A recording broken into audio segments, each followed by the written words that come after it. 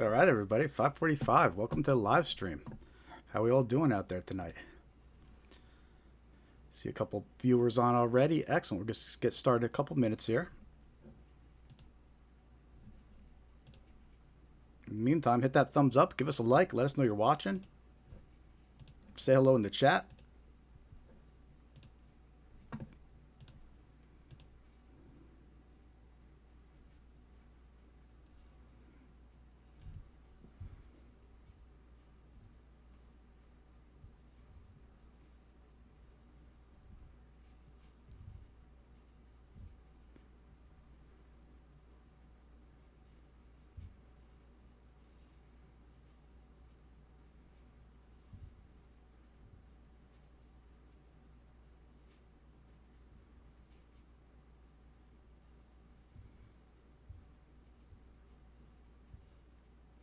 Get started momentarily here. Welcome to all new viewers. We do this live stream every week, scam awareness live stream, where we share a lot of examples of common scams to help you be aware of what's going around, what to protect yourself from, what to protect your loved ones from. Lots of good stuff coming up on this live stream. Gonna get started about 3 more minutes here, just giving a few more people time to join. I see John in the chat. What's up, Johnny? Welcome back. Good to see you.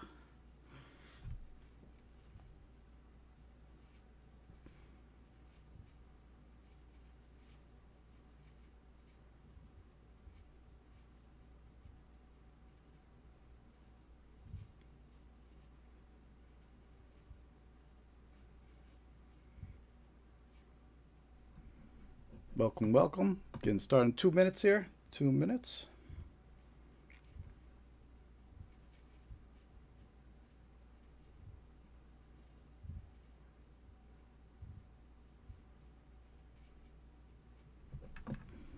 All right, cool. Good to see everybody. Welcome to the live stream. If you're first time joining us, we do this live stream every week, every Thursday at 5:45 p.m. Eastern Time. And the goal is to spread awareness about common scams. My name is Jared. I'm with ScamAware 101, and I'll be your presenter for this evening. And basically what we go over is all the common scams that are circulating right now, because there's so many of them. We're being targeted from all angles. We're dealing with phone scams, email scams, text message scams. Now if you scan QR codes, you got to worry about those scams. So there's a lot going on out there to be aware of. And everybody seems to know somebody that's getting scammed, or they're getting scammed themselves, right? And we believe that scam awareness is really the only way to really prevent yourself from becoming a victim of scammers. And they're out there. They want to take everything from you. So got a lot of good information coming up on this live stream. We usually run about 3 hours or so. You can pop in and check in and start from the beginning, watch it all the way through. It's up to you. But we're going to go over about 20 different types of scams. And we have all different examples of those scams as well. So we'll have some text message examples of a specific scam, and then some phone call examples. And lots of good informative stuff. So welcome to the live stream. Again, if you're just joining for the first time, hit that thumbs up. Give us a like. Let's see if we get some more people in here. Our goal is to spread awareness of these scams. Because it's not right that these scammers are taking your money. It's not right that they're taking your family's money and your friends' money. I don't buy into this all victim shaming. People say, if you fall for a scam, that's what you get. But no, it doesn't work like that with me. No, the scammers shouldn't get away with this. It's not right. And we got to do our best to try and spread awareness to the community and to our loved ones. And with that said, it's 5:50, so let's get started. We're going to jump right into some common scam types here.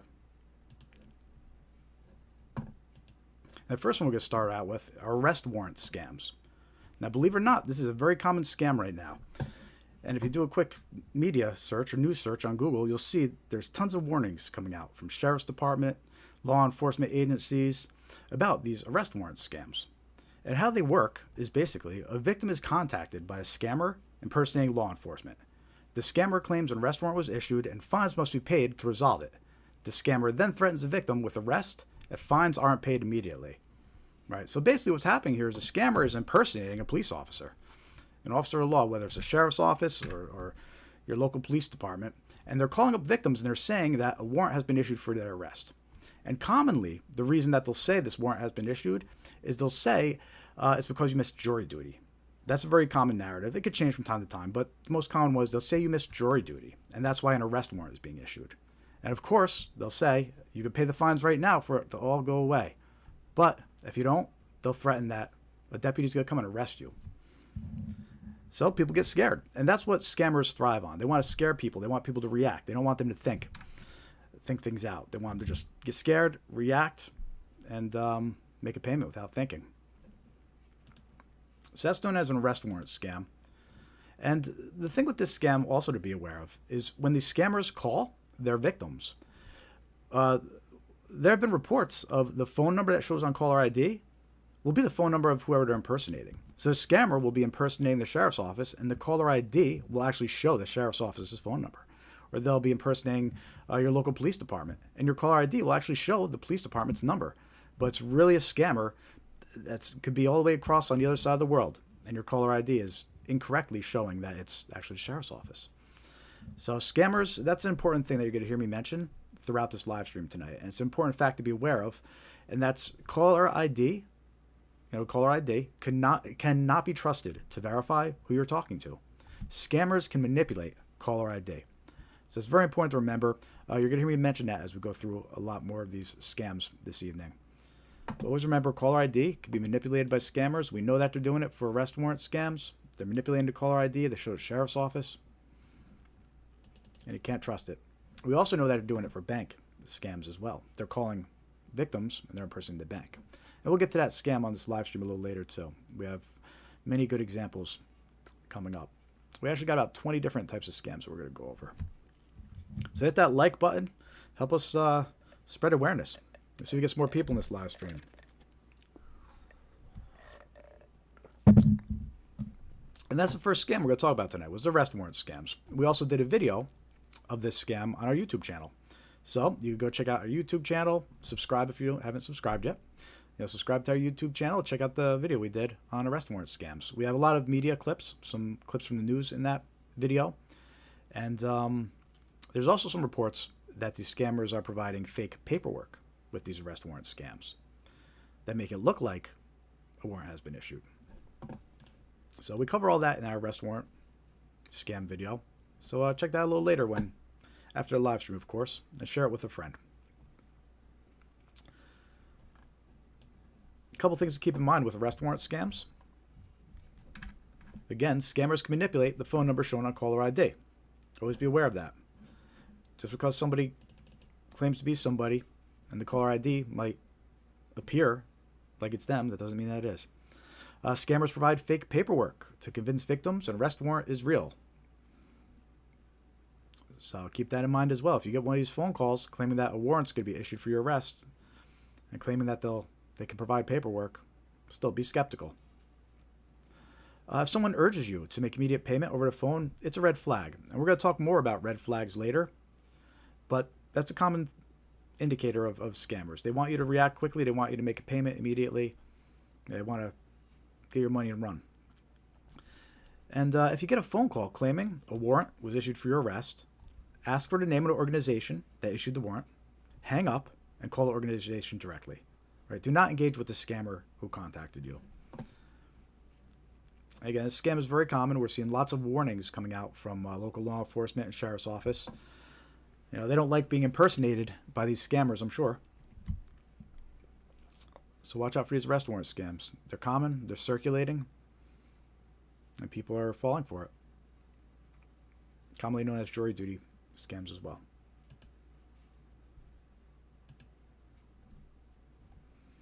Welcome to the live stream. You're just joining us. I'm Jared with Scamware 101. I see a few more people in the chat here. See Ciala. Good to see you, Ciala. Thank you for joining. Ciala Roda. And then see Johnny here as usual. Excellent. Good to see you. Hit that like button if you haven't hit it yet. If you're just joining us, we do this live stream every Thursday, 5:45 p.m. Eastern Time. It's Scamaware 101. You can also join our free email list. Take a moment and join our free email list. It's on scamaware101.com. We'll send you out reminders, letting you know when we're going live. And we'll also send you some useful scam awareness tips from time to time. It's free. Scamaware101.com and hit join mailing list. With that said, let's get into our next scam that we're going to go over. I mentioned it briefly a minute ago, but we're going to talk about bank impersonation scams. Scammers impersonate the bank, usually claiming suspicious activity was detected under a victim's account. The caller ID might display the bank's phone number, even though it's a scammer calling. And then victims are tricked into withdrawing and transferring funds to the scammers who are impersonating their bank. All right, so basically, the scammer calls up and they say they're with your bank, whether it's Wells Fargo or TD Bank. We're seeing all different banks. The scammers don't care what bank, they're just going to impersonate it. And there's no limit to what banks they'll impersonate. And obviously, there's no limit to who they'll impersonate. They'll impersonate law enforcement as well, right? But anyway, bank impersonation scams. They're calling victims to impersonate a bank. They're claiming that there was suspicious activity under your account.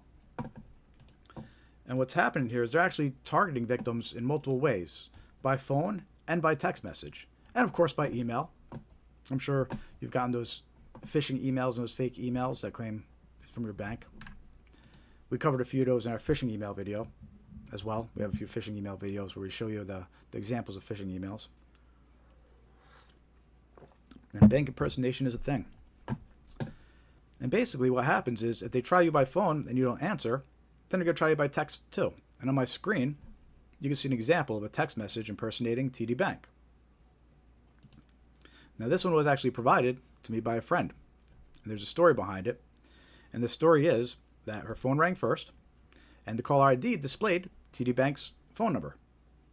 But she didn't answer it. After not answering it, she immediately got this text message that's impersonating TD Bank and claiming that there was a transaction on her account. This text message isn't from TD Bank. This is a scam. And there's a couple ways that you could tell that this is a scam. We reached out to the bank to confirm too, and they confirmed all this for us. But the first indicator that this text message is a scam is that it's coming from a real phone number. If this had came from TD Bank and a lot of other banks, they'll come from a short digit code. Instead of being a phone number, they'll come from like a 5-digit code. So that was indicator number one. This wasn't really from the bank. It's coming from a regular old phone number that anybody could get. And the other indicator was it doesn't say which card the activity was on. If this had been a real notification from the bank, it would have at least said the last 4 digits or given some kind of other indicator which card it was referring to. And the third indicator is there's a strange capitalization throughout the text message. Right? The word transaction is capitalized for no reason. The word reply is capitalized for no reason. The N in not is capitalized for no reason. So there's all these little indicators that this isn't really a professional text message. So always keep that in mind. These bank impersonation scammers, they're targeting victims by phone, they're targeting victims by text message, they're targeting victims by email. Always be suspicious of any unsolicited contact from somebody claiming to be from your bank. And the other thing to keep in mind is because of all these third-party data breaches that are happening, meaning companies that you've used before have had their data stolen, a lot of times these scammers might already know who your bank is. So they'll know to target you and impersonate TD Bank, for example, if that's your bank. They'll know to impersonate TD Bank, just to be even a little bit more convincing. So always be on alert. Always be suspicious of any unsolicited contacts from people impersonating your bank, even if the caller ID shows your bank's phone number. You can't trust it. That's not enough to trust who's actually calling. And if it is actually your bank, they should have no problem with you hanging up and calling them back directly. Not at the phone number on the text message, not the phone number they tell you to, but at the phone number on the back of your debit card, for example, an official phone number. But yes, be aware of these bank impersonation scammers. And they get right to the point, too. They pretend that they're your bank, they say there's suspicious activity, and then they ask to access your account. So they ask to access your account, they ask you to transfer money out of the account. They get right into it. And they won't stop with just your bank, your one bank. They'll ask you if you have any other bank accounts, and they'll try to take all that money, too. So these scammers are ruthless, and that's who you're dealing with these days. These ruthless scammers, they want to take it all. And just to give you a share a victim story with you,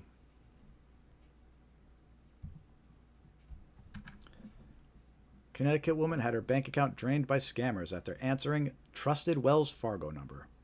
Right, so I showed you one example. It's TD Bank. Here's a woman that was targeted and was Wells Fargo.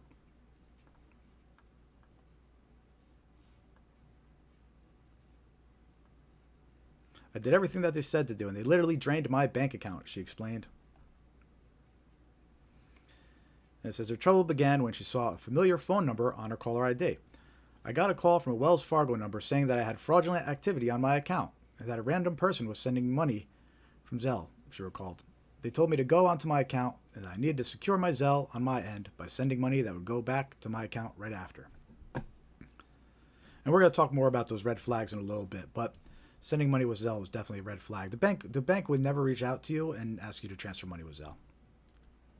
It's an important red flag to be aware of, and Zelle is used by scammers a lot. So even if you hear Zelle mentioned, that's something to keep in mind. Should raise a red flag. But back to these bank impersonation scams. In her case, that's what happened. She got a phone call, and even though it showed the Wells Fargo phone number, the correct phone number on the caller ID, it was actually a scammer. So be aware of that. We know that scammers could do that.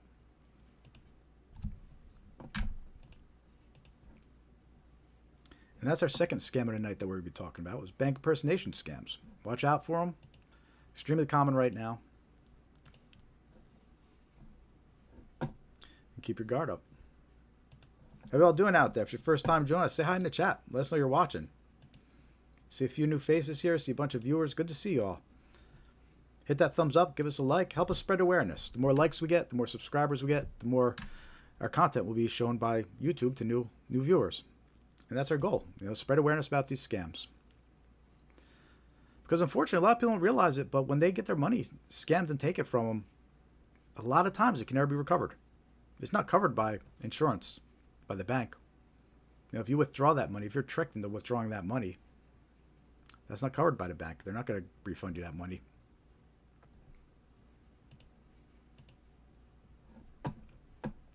Let's go on to our next scam. I guess technically that's actually our third scam. We did arrest warrant scams, jury duty scams, bank impersonation scams. We've got more than 20 scams coming up. So, good stuff on this live stream. Hit that thumbs up. Let us know in the chat you're here. Next scam we're going to talk about, tech support scams.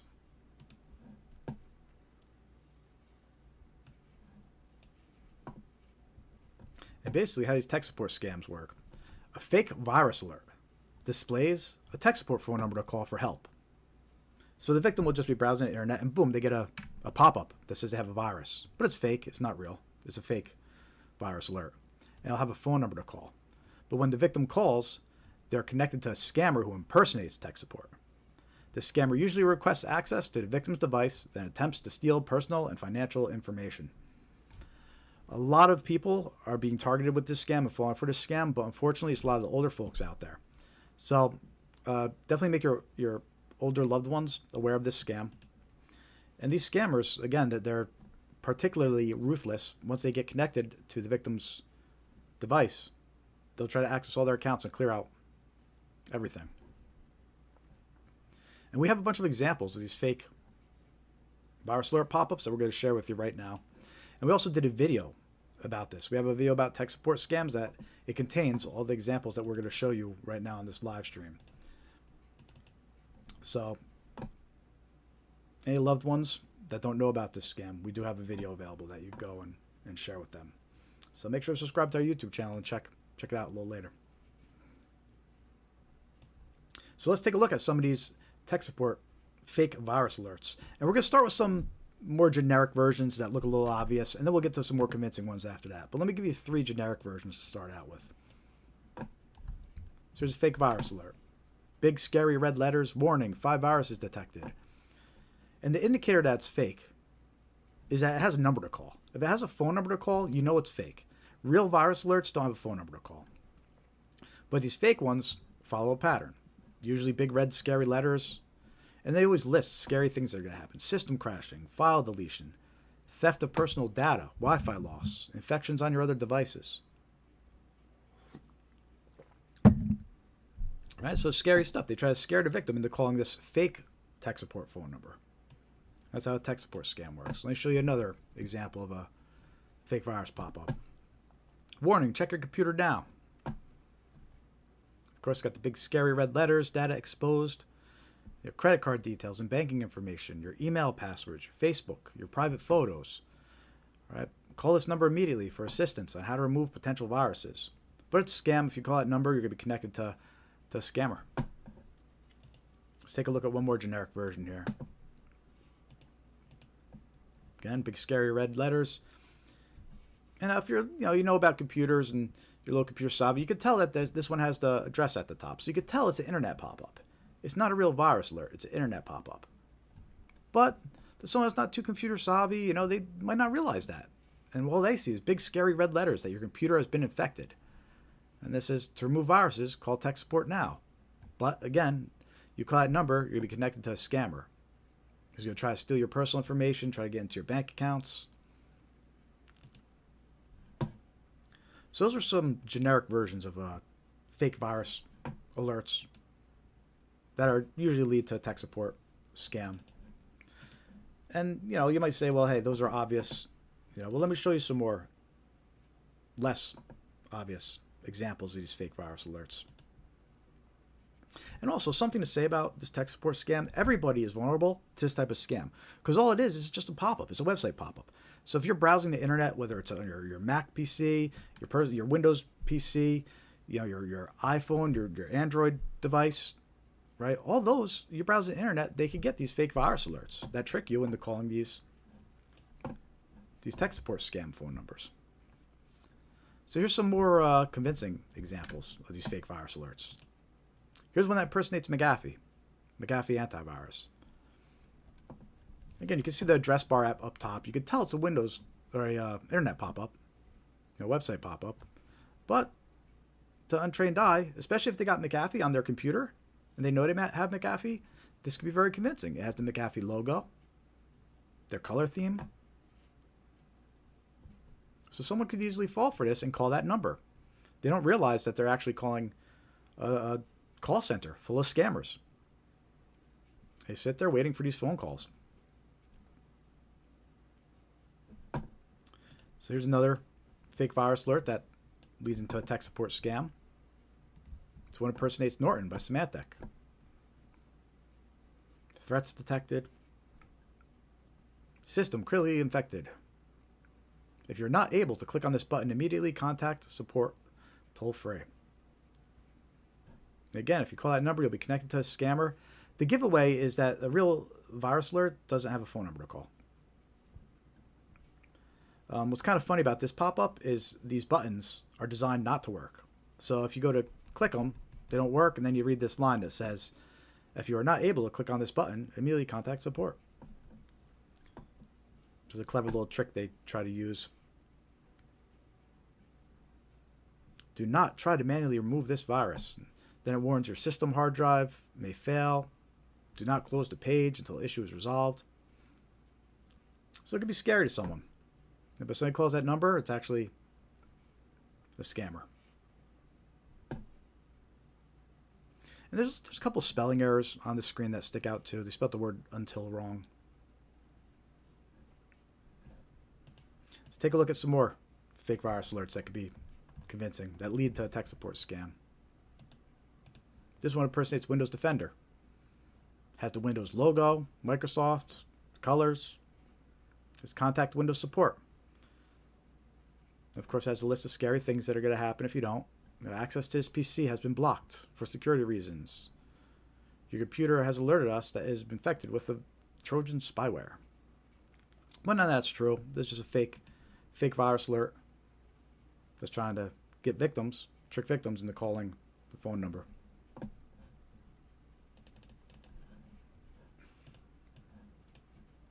Here's one more example of a fake virus alert that impersonates Windows Defender. It's got the Microsoft logo again, the Windows Defender logo.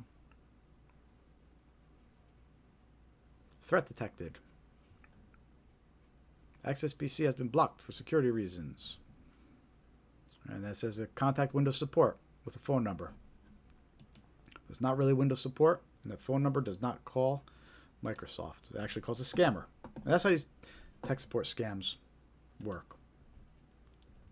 I mentioned earlier that everybody is susceptible to this type of scam. It doesn't really matter what device you're on. As long as you're browsing the internet, you could run into these fake virus pop-ups.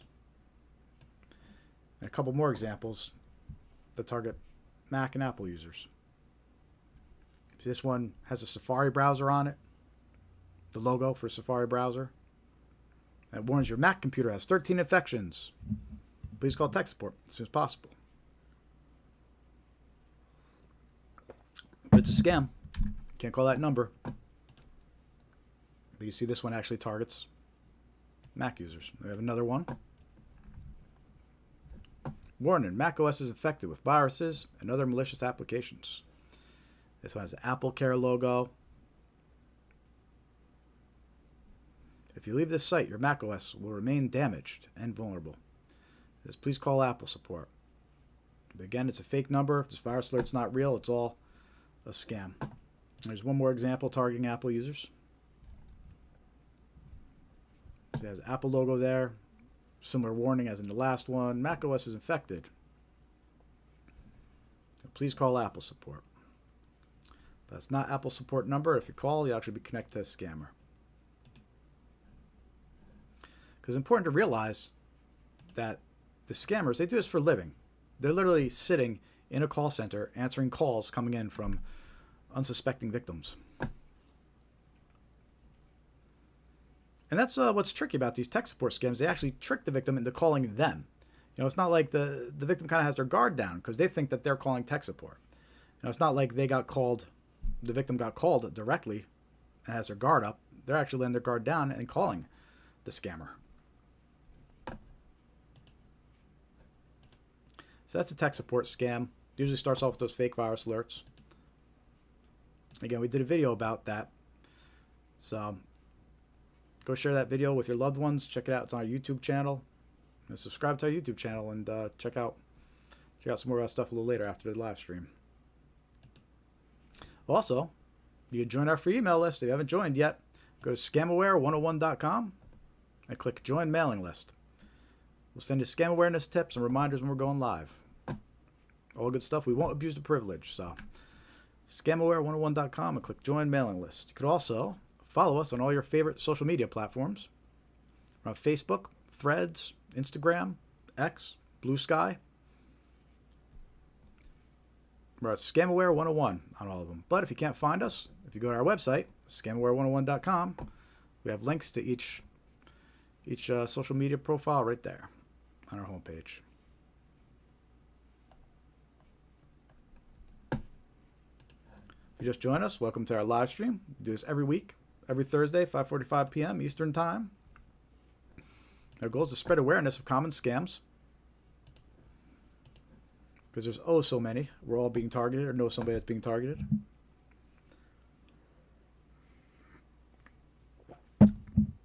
If you haven't clicked that like button yet, hit that thumbs up, give us a like. Help us spread awareness about these scams.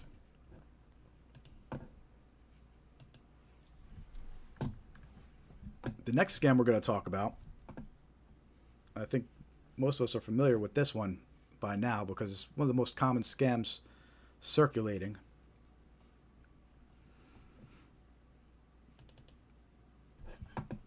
Let me know in the chat if you've encountered one of these text messages.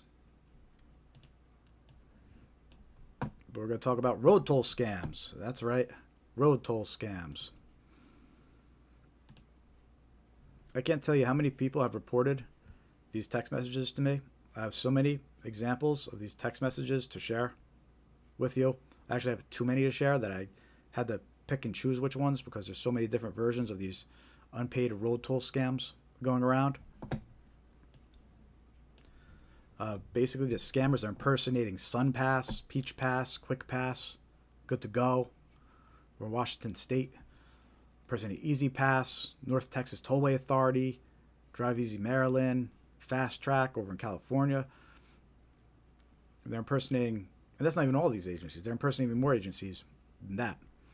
This scam's been going around since about a year now. It started circulating about the middle of last year, so it's been going around for about a year now.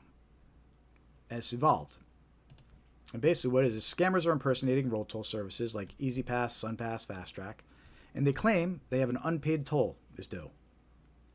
Victims are usually contacted by text message or email containing a link to pay the fake toll. However, the link opens a fake website designed to steal any personal or financial information entered by the victim. There never was an unpaid toll due. And this one, we saw it pick up during the holidays. And, we thought it was circulating a lot then, because of holiday travel, but it's picked up so much more since then. And I'm going to show you some examples here.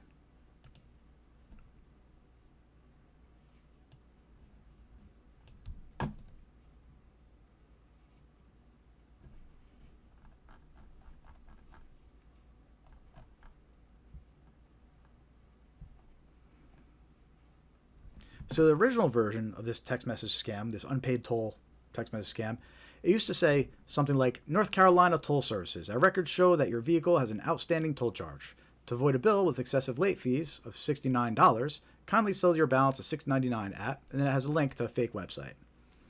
And they put the word Quick Pass in the website name to try and be more convincing. Right? But if you click that link and go to the website, you're going to have your payment details stolen. So you can't trust this.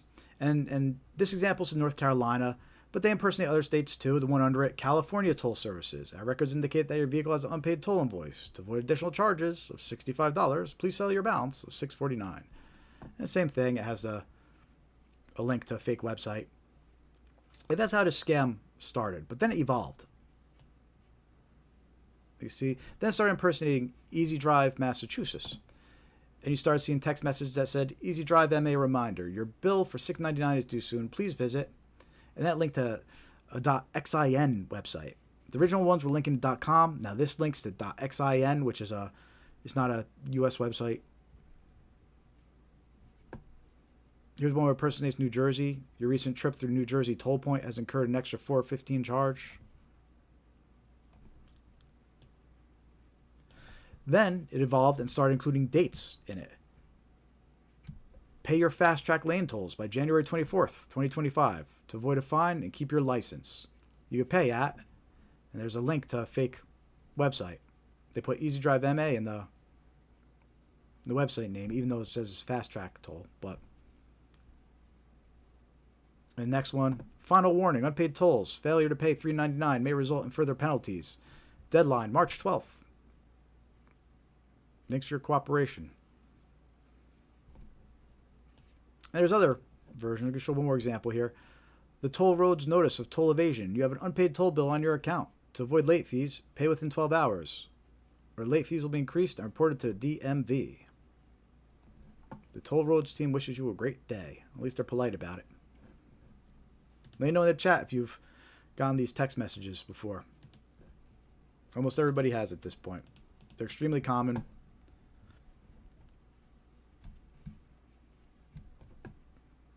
Like I said, I received even more examples.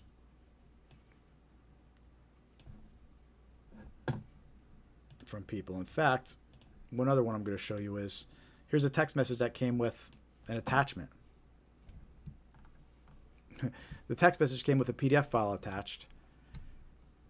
And this is what the file looks like. Toll violation notice.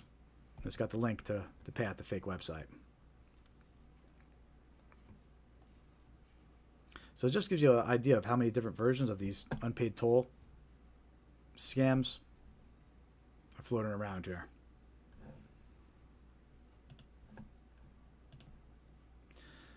Let's say you did fall for it and you click the link. It would take it to a website. And the website will look legit. It'll have the logo. See, this one impersonates Washington State's good to go. Got the logo right. Got the color theme right. It can be very convincing. Then you click payment. On the next page, they steal your credit card details.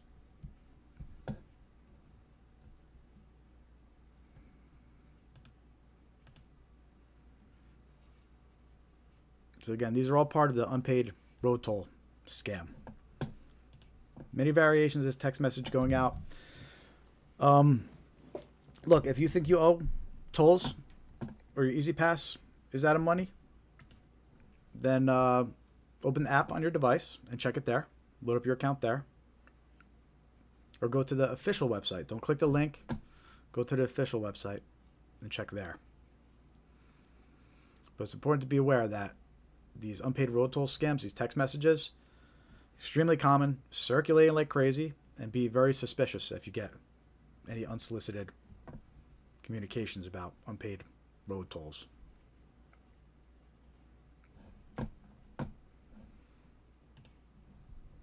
We also did a video about this. We did a video about this one right when it came out. It wasn't getting much media attention back then either. We were one of the first to show examples and warn people about it.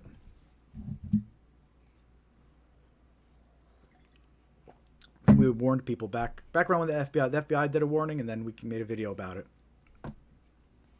At that time, there was only like 2,000 or 3,000 reports of it, but since then it's exploded. These unpaid road toll scams. All right. So that's the 5th scam so far we're going over. We're going over 20 different types of scams on this live stream. Jam-packed with information. Our goal here is to spread awareness. To protect yourself, protect your loved ones from these scammers and their sneaky ways. And awareness is key. Awareness is key. An ounce of prevention is worth a pound of cure when it comes to scam awareness. Now, once you get scammed, you get your money taken, there's no guarantee you'll ever get it back. And you hear about the victim stories, and there's certain red flags and certain details where if they were just aware of it, if they had heard of the scam or were aware of one of the red flags, it would have been enough to save them. But instead, they're getting their life savings cleared out. So awareness is key. If you know the scams that you're being targeted with, then at least you can keep your guard up and hopefully catch them before they catch you, you know? So anyway, that was unpaid road toll scams. Watch out for those text messages. They're impersonating everybody. Easy Pass, Sun Pass, Fast Track. Be aware of that.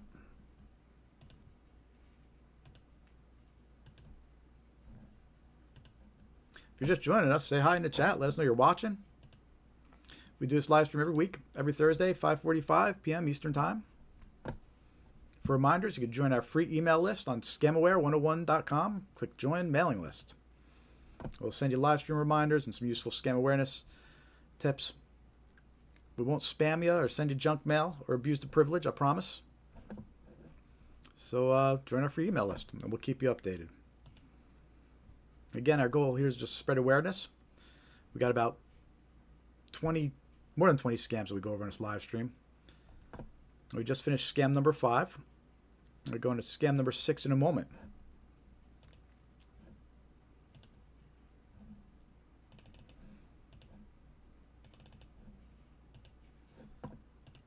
And you can help us spread awareness too by clicking that like button and the subscribe button.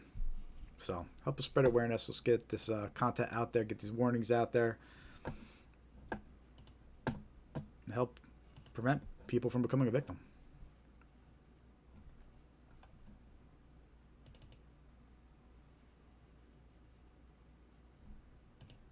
All right, the next scam we're going to talk about, wrong number scams.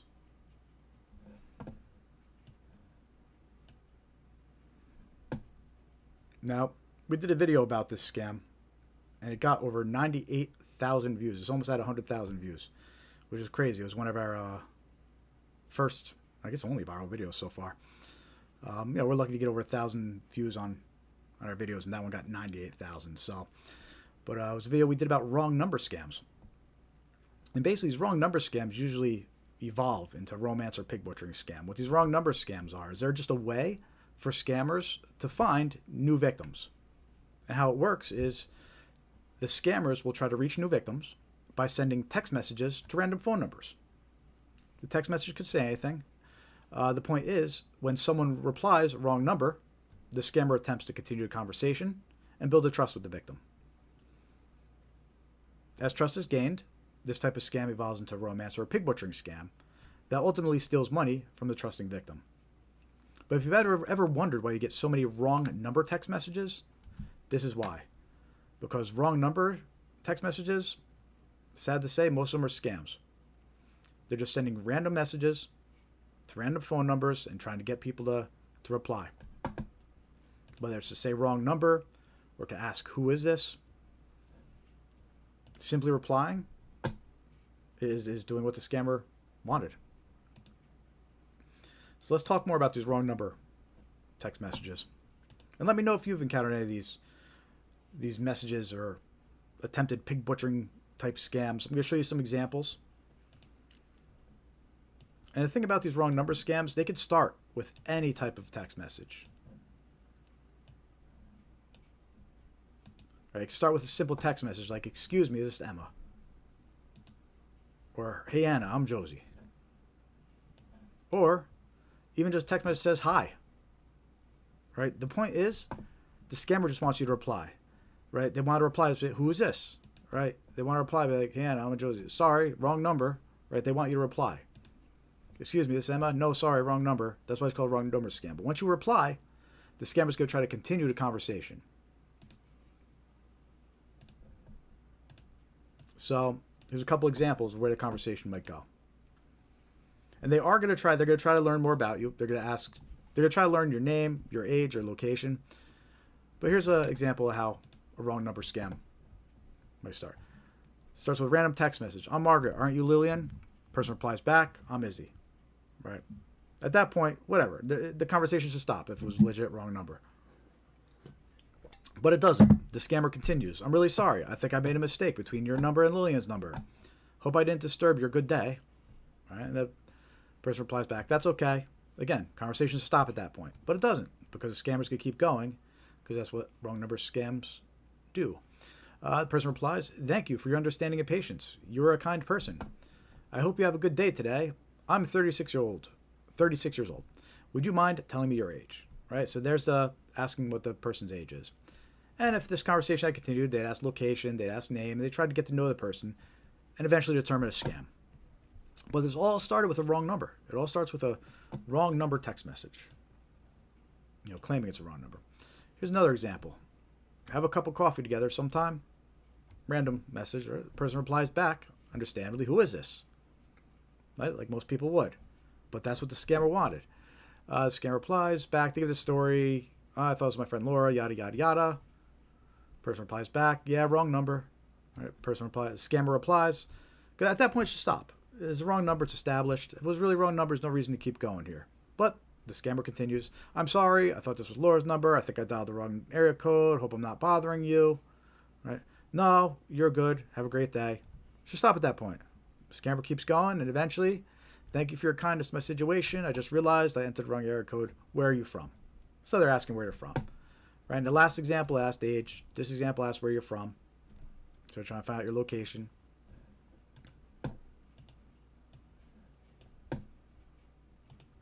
Here's another example. This is one that me and a friend received, and we purposely replied to use it as an example on these live streams and share it with you wonderful folks. This one started out with just random text message says hi. I reply back, "Hi, who is this?" Scammer says, "I'm Karina. Are you David? We met last week at Linda's party." Yeah, it always come up with some story. "Hi, sorry, yeah, the wrong number." Right at that point, conversation should stop, but it's a scammer, so it doesn't. "Oh my gosh, I checked, found out I entered the wrong number. Hope this doesn't bother you." "That's okay, no problem." At that point, again, conversation should be over. Scammer keeps going. "Thank you very much. You're a very friendly and polite person. I hope we can be friends. Nice to meet you. My name is Karina. What can I call you?" So now they're asking my name. We replied Pat. Pat could be a guy or girl, so we figured we'd mess them a little bit. We replied Pat. And they said, "You have a beautiful name. I am from Malaysia. Currently living in Los Angeles. Where do you live?" Right, so this one asks where you live. Started with name, then where do you live. Eventually we've asked for age. The other examples, we asked for age and location. What's important to realize is most of the time these messages are actually bots. Or at least they start out that way. They start out as bots, and then eventually you get connected to a real scammer. Sometimes these wrong number scam text messages will include a picture to try and get to stand out and get a reply. All right, and here's another example. This is one I received. "Hi Byron, I'm Jane." Has a picture of an attractive woman. Didn't reply. I knew it was a scam. But you can see that this text message came in at 1:58 p.m. I didn't answer it.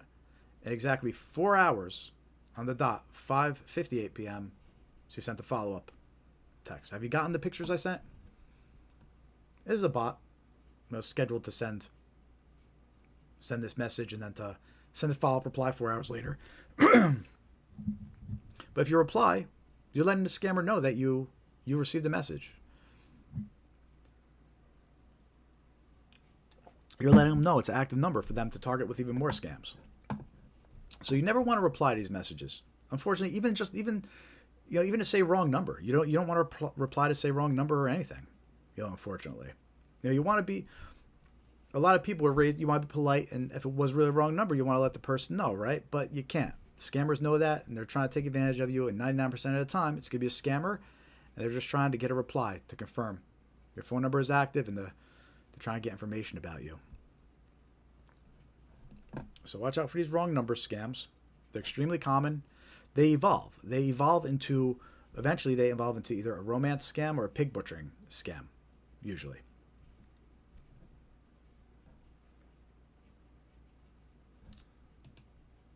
So that's a wrong number scam. Extremely common. If you ever wondered why you get so many text messages from unknown numbers, now you know, because it's a scam. How we all doing tonight? See a bunch of people viewing, not chatting though. Say hi in the chat. Let us know you're here. Let us know how you found us. Share your experience. I want to hear about you. Have you encountered these scams? Have you been scammed? What are some red flags? Which ones are you being targeted with regularly, or your friends and family? What have they encountered? Right? All spreading awareness is key, and community is also key. As a community, we need to spread awareness together and protect our most vulnerable. Because these scammers, they will target the most vulnerable. They really do.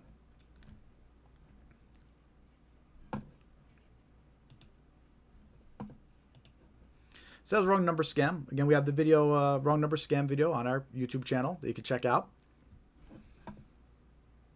And if you haven't subscribed yet, subscribe. This way later on, you remember to come back and check out some videos. So we're about 6 scams in so far. We'll go over 20 or 23 specific scams on this live stream every week. And we share many examples of the scams. Text messages, emails, recordings. So we just got through our first 6 scams, all common scams to be aware of, right? Arrest warrant scams, otherwise known as jury duty with impersonation scams, tech support scams, road toll scams, wrong number scams, right? Some of these are attacking us with phone calls or with text messages. Others are coming in through emails, right? And it's important to remember, I'm going to say it a lot, any phone calls that come in, it's important to remember that scammers can manipulate what the caller ID says, right? So just as a reminder, especially with arrest warrant scams or bank impersonation scams, when these scammers call you, when they're calling, just because the caller ID says it's the bank or says it's the local police department, doesn't mean it is. You can't trust the caller ID. Scammers can manipulate it, and they do, especially for those types of scams. So be aware of that. Very important.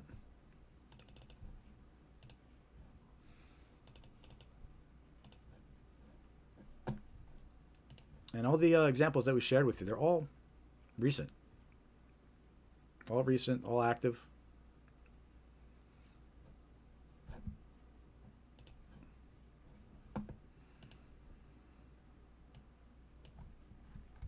All right. Haven't hit that like button yet. Hit that like button. Help spread awareness.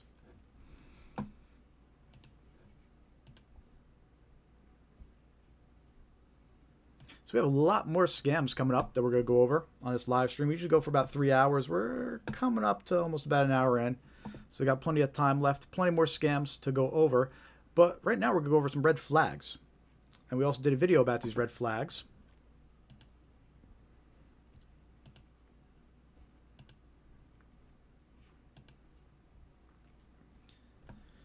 And the thing about these red flags, we're going to go over 5, but there's many, many more.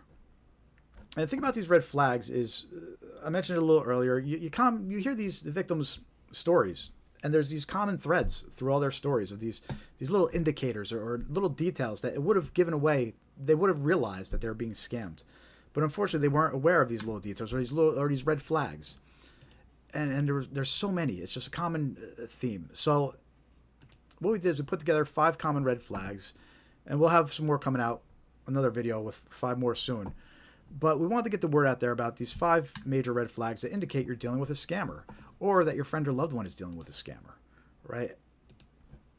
Almost in every victim story you hear, these red flags seem to come up. At least 1 or 2 of these red flags. So let's get started and go over 5 common red flags that you're dealing with a scammer. Red flag number 1. Oh, by the way, let us know in the chat if you see these, you experience these. If you've been dealing with a scammer and these red flags have come up, or if you know someone that's encountered these red flags.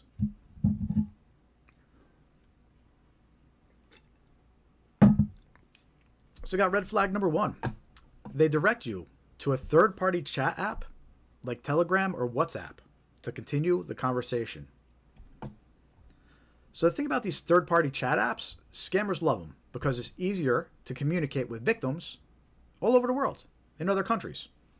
They install a third-party chat app like Telegram or WhatsApp, and it's much easier to communicate and share pictures and things like that than it is sending text messages to numbers in different countries. And so scammers love these third-party chat apps. They also offer more anonymity, that the scammer can hide behind, especially WhatsApp, because WhatsApp has an encrypted conversation, so there can't even be WhatsApp can't even put anything in place to filter keywords because it's all encrypted.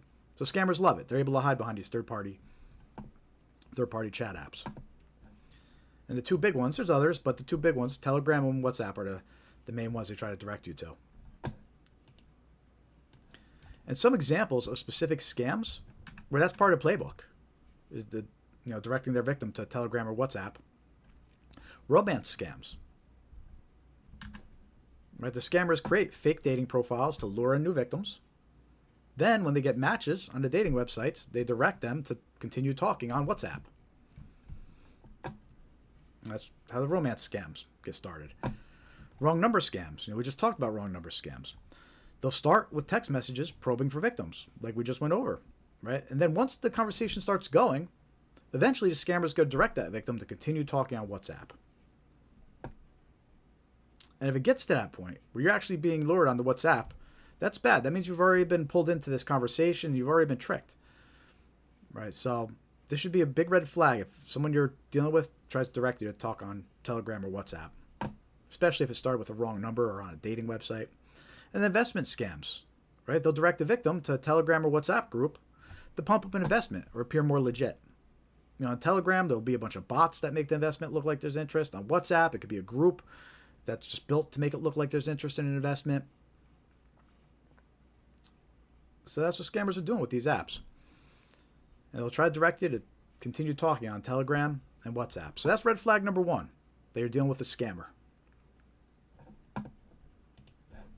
Has that happened to you? Let me know in the chat.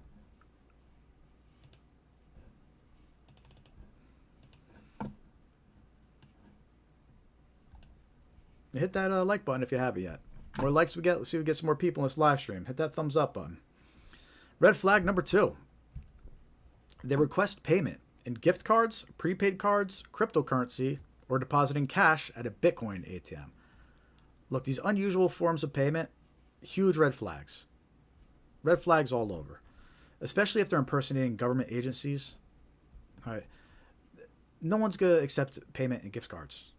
Gift cards, cryptocurrency's pushing it, especially if it's a government agency.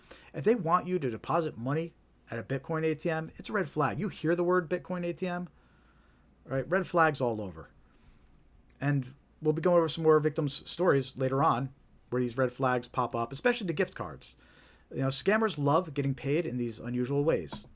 Why do they like getting paid in things like gift cards and cryptocurrency and using Bitcoin? Because it's easier for them to move and transfer the funds quickly that way.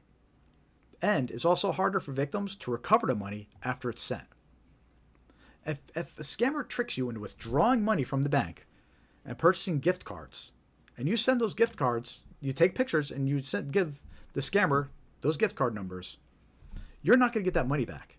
You took the money out, right? The bank's not going to reimburse you for that. That's not considered fraud. You got scammed, and that's not covered, and you're not going to get those funds back. So you need to be suspicious of these unusual forms of payment. And scammers know that's harder for you to recover them, and they know it's easier for them to move the money this way. So that's a big red flag. That's red flag number 2. They request payment in gift cards, prepaid cards, cryptocurrency, depositing cash at Bitcoin ATM, and some scams where that's part of the playbook, which is actually most of them, but just to give you some examples of some scams where that's part of the playbook, these unusual forms of payment. IRS and Social Security scams. The scammers impersonate government agencies, and they ask for payment in gift cards or cryptocurrency. And that's a red flag because government agencies do not accept gift cards or cryptocurrency as payment. So it's 100% a scam if you encounter that situation. If somebody's telling you they're with the IRS or with Social Security and they want you to pay with gift cards or cryptocurrency, it's a scam, 100%. If any of your loved ones are in that situation right now, tell them it's a scam. Don't let them pay that way. Romance scams. The scammers will often request gift cards and cryptocurrency from an emotionally attached victim. You know, this victim thinks that they're in some online relationship with somebody, and they're sending gift cards as tokens of their appreciation, and sometimes they're depositing money into these cryptocurrency accounts that they don't even have access to. You know, they're able to send money there, but they don't have access to it. And the scammer, who they think is a significant other, is telling them, you know, I'm managing the account, and the crypto that you deposit is for us. But it's not. It's all part of the romance scam. And the scammer takes off with the Bitcoin and the gift cards. So it's very common with romance scams to ask for these unusual forms of payment. And then you have the bank impersonation scams that we talked about a little bit earlier. And once they have a victim tricked, you know, they think that the victim's identity has been stolen or that a hacker's gotten into their bank account, they tell the victim they need to withdraw their money and move it. So it's safe. It's not safe under your bank account. Somebody has access to it. That's how they trick the victim into withdrawing money. And once they withdraw the money, they tell them to purchase gift cards or to deposit it in a Bitcoin ATM. Red flags. Very common red flags. These unusual payments. This is common in a lot of scams. So, unusual forms of payment. Red flag number 2. Gift cards, prepaid cards, cryptocurrency, Bitcoin ATMs, all red flags. Let me know in the chat if you've encountered that red flag. Hit that like button. Help us spread awareness if you haven't hit that thumbs up yet. Let's take a look at red flag number 3. This was a good one. They ask you to provide a code that was sent to your phone by text message. This type of scam is very common on marketplace type websites like Facebook Marketplace or Craigslist. Basically, the scammer impersonates a buyer or seller, and they tell you they want to verify your identity by sending you a code to your phone. And they say if you provide the code back, that confirms who you are. But this is actually a scam. There's no reason for an individual to send a code to your phone and then ask you for the code. This is actually a scam. What they're trying to do is they're trying to open an account using your phone number. Or they're trying to log into an account linked to your phone number. Or they're trying to reset your password for an account linked to your phone number. If you reply back with that code, you're giving the scammer, you're authorizing the scammer to use your phone number for that, whether it's creating an account or to log into one of your accounts that they don't have the password for. That's a very common red scam on a marketplace websites. And just give you some more detail about what could happen if you provide that code. Okay.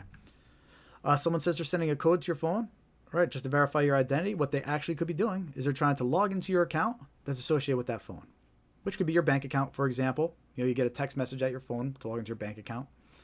If you provide that code to the scammer, you just gave them access to your account. Password reset requests. They might be trying to reset your password on an account, your bank account or any other account. If you provide that code to them, you allow them to reset your password, and then they have access to your account. So you never want to provide that code. And the other example of what they might do with this code is Google Voice scams. A Google Voice scam is what's known as. And basically, providing the code allows your phone number to be linked to a fraudulent Google Voice account. Scammers love having Google Voice accounts that are linked to other people's phone numbers. It's a great way to hide who they are, and they use them to scam other people. Right? It's attached to your phone number. If you reply and you give them the code and allow them to do it. So never provide a code that someone says they're going to send to your phone. It's a scam.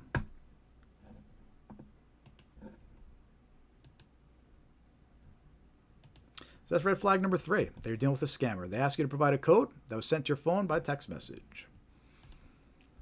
Who's with us? Let us know in the chat you're still watching.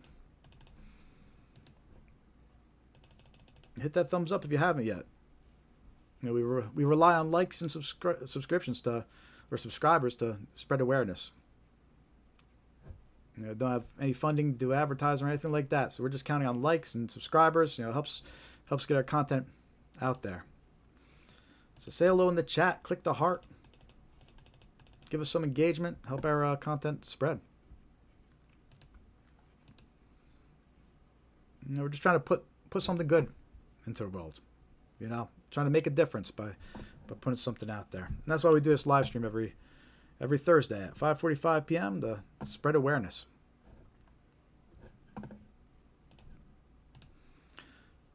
Because this is a problem. These scammers are a problem, and they're winning. I hate to break it to you, folks, but the scammers are winning. The scammers are retiring on the money that they're stealing from victims' retirement. So let's talk about red flag number 4. They ask to connect to your PC to assist or investigate an issue. Why would a scammer want to connect to your PC? Well, because it's a gold mine to them. Your PC is a gold mine. It has your logins and passwords on the PC. They can encrypt your personal files and hold them for ransom. They have access to your financial documents, pictures. If you let them onto your PC, they'll try to get into all your bank accounts as well. They might even trick you into helping them without even realizing it.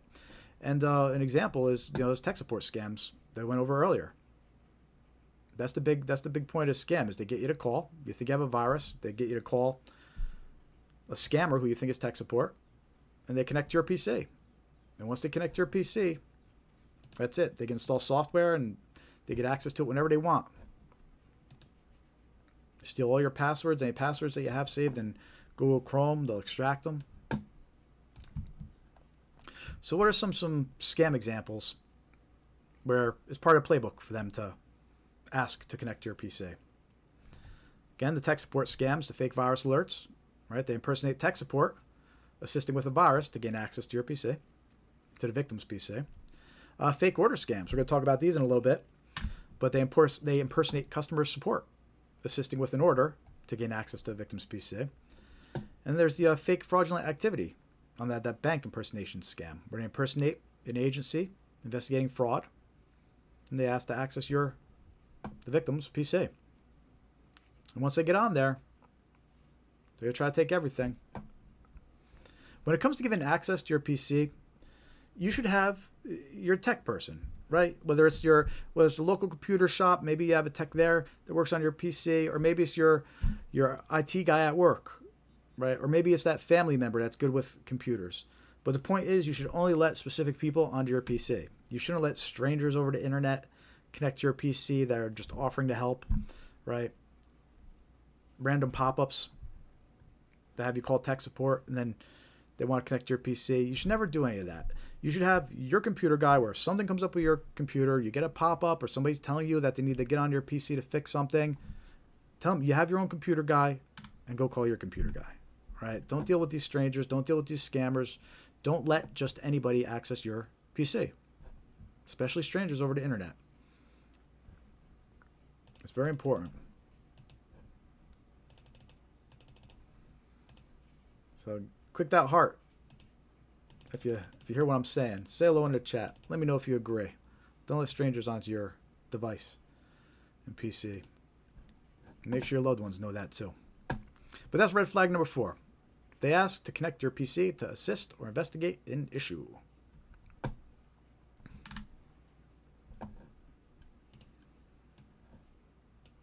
If you're just joining us, we're going over 5 red flags that you're dealing with a scammer. You join our free mailing list by going to scamaware101.com and click join mailing list. And hit that thumbs up. Give us a like. If you don't subscribe yet, hit that subscribe button. The more likes we get, the more subscribers we get, the more our content spreads. But let's talk about red flag number 5. They request that you keep the matter confidential or secret. It's extremely common for scammers to ask for confidentiality. They don't want you to discuss the situation with other people. The more people you talk to, the more likely you'll be told it's a scam, right? So it makes sense. Scammers don't want you running around talking to people about the situation, because the more people you talk to, the more likely someone will be, hey, I know about that scam, or I know somebody got scammed that way, or, and they don't want anybody tipping off the victim that they're getting scammed. And some examples of scams,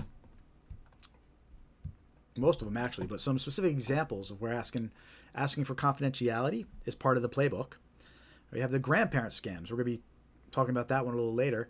But that's when the scammer says a relative has been arrested and needs money for release. But what they'll do is they'll say the relative is embarrassed about the arrest and not to tell anybody. That's the request for secrecy, where they tell you not to tell anybody or ask you to keep it confidential. Investment scams. They'll say they have an inside tip not to tell anybody, or a price is just for you, don't share it with anybody. But that's part of the scam. They just don't want you mentioning it to anybody because they might show you that's a scam. Inheritance scams. We got some examples of these I'm going to show you. They mail letters, actual letters, impersonating law offices regarding an inheritance. The letter requests confidentiality. And the example I'm going to show you a little later in this live stream when we're going over snail mail scams. We have plenty of those examples. They're writing a letter. They have multiple requests for confidentiality in a letter. And then we have the fake fraudulent activity where, again, the scammer is impersonating an agency investigating fraud. And what they'll do is they'll request confidentiality, and they'll say that because it's an investigation, you can't tell anybody. Because if you talk to anybody, you might blow the investigation for them, right? But that's part of the scam. So they'll have convincing stories and reasoning to try and have victims stay silent. So that's red flag number 5. They request that you keep the matter confidential or secret. And we see that all the time with these scammers.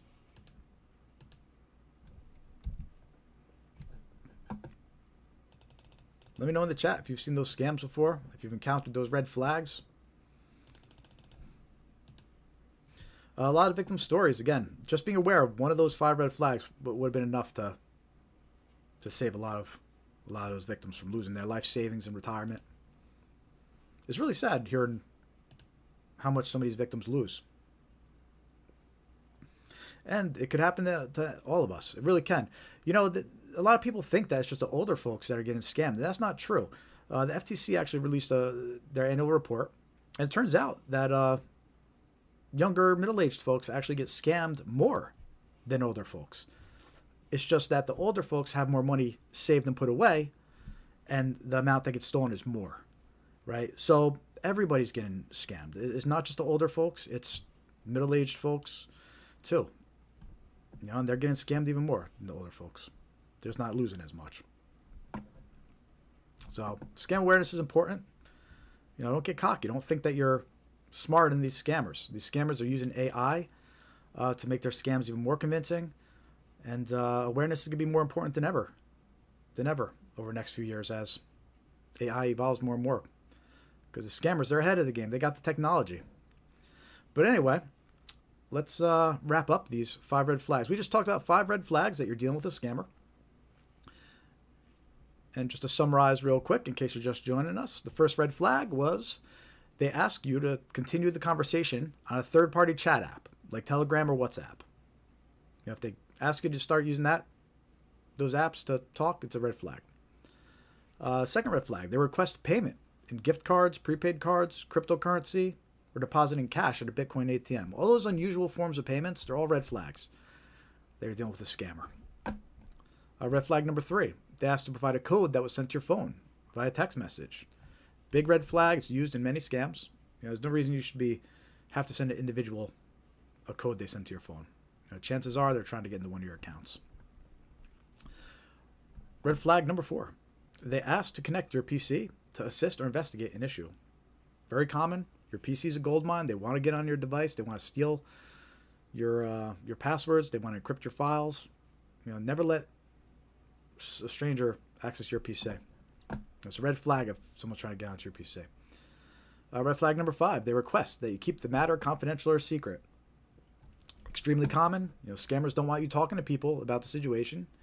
More people you talk to, the more likely you'll be told it's a scam. So scammers try to prevent that, and they don't want you talking to anybody. So they'll request secrecy. They'll request things to be kept confidential, and they'll give you convincing stories to do so. But it's important for you to realize that that's a red flag. It's very common, and it's an indicator that you're dealing with a scammer. So those are 5 red flags that you're dealing with a scammer. Again, we hear about all those often on victims' stories, where if they just realized, one of those red flags would have been enough. So extremely important to be aware of these red flags. We have a video with these 5 red flags and the slides that we showed. So it's on our YouTube channel, so you could go share that video later or check it out later if you want to show someone. But very important to be aware of those red flags.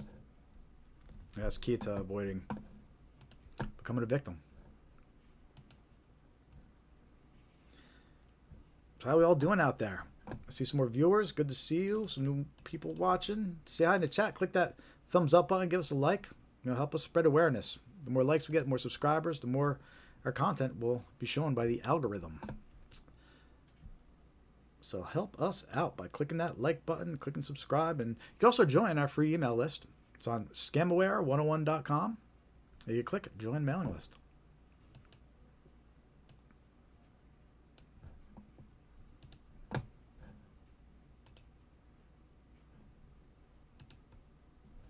See Johnny in the chat, looking for people to talk to.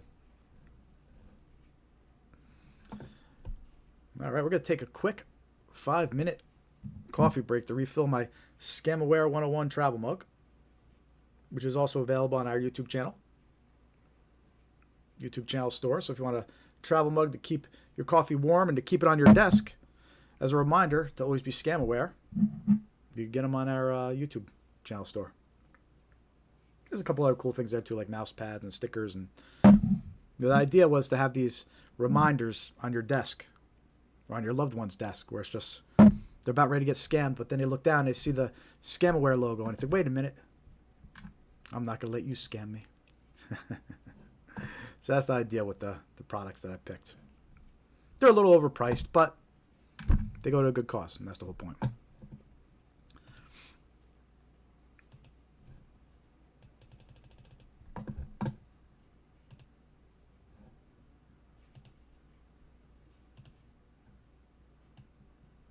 All right, we're going to take 5, get this coffee cup refilled.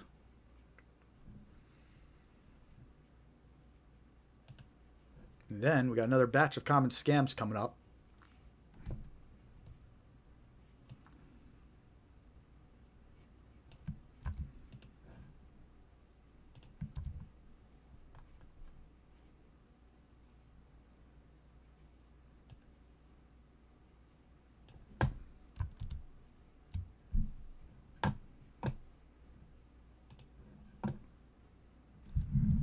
All right, everybody. Hit that thumbs up if you haven't yet. Say hi in the chat. We're going to get started with some more common scams in 5 minutes.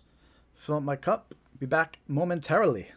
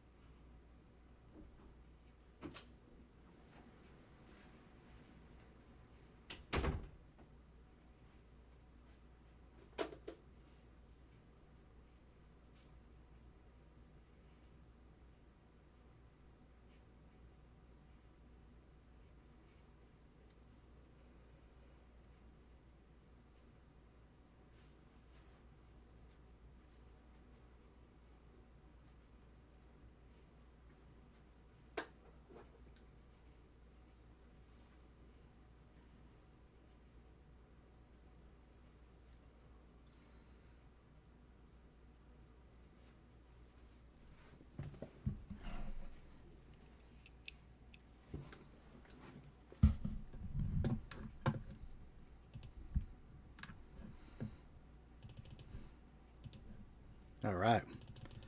About ready to get started with the second portion of our live stream here.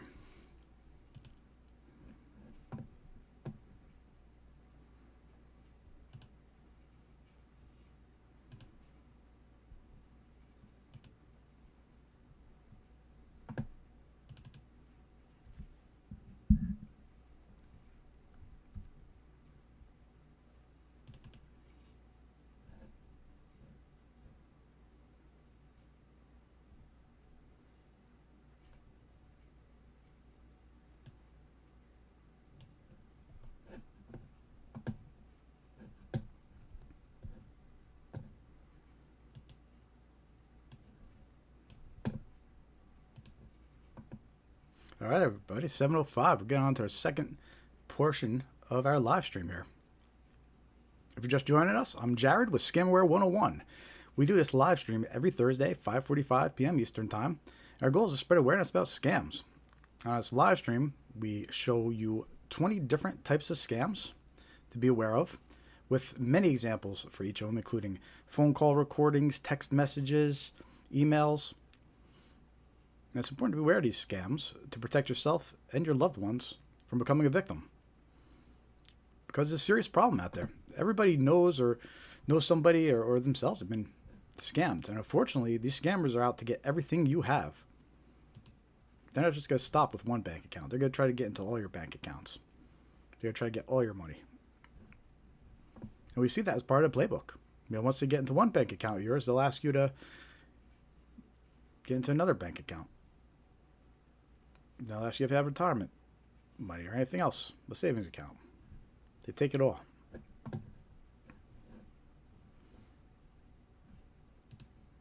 And sadly, the scammers are winning. They are winning. So awareness is key. Awareness is key. And the reason why awareness is key is because once you're scammed, if you lose your money, a lot of times you're never going to get back. The bank will not return your money in most scam situations.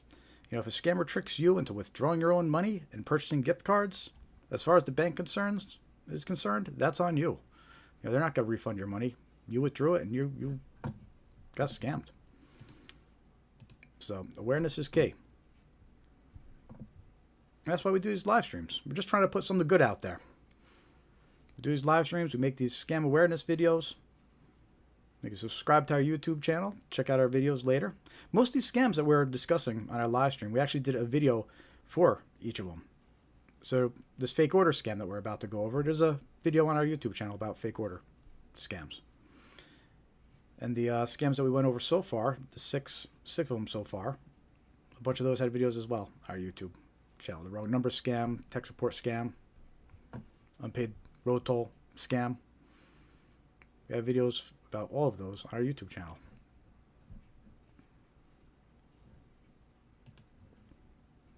So hit that like button. Help us spread awareness. You can also join our free email list on scamaware101.com. That's our website. And hit join mailing list. It's free. We'll send you scam awareness tips and reminders when we're going live. You can also follow us on all your favorite social media platforms. Facebook, Threads, Instagram, X, Blue Sky. We're at Scamaware 101 on each of them.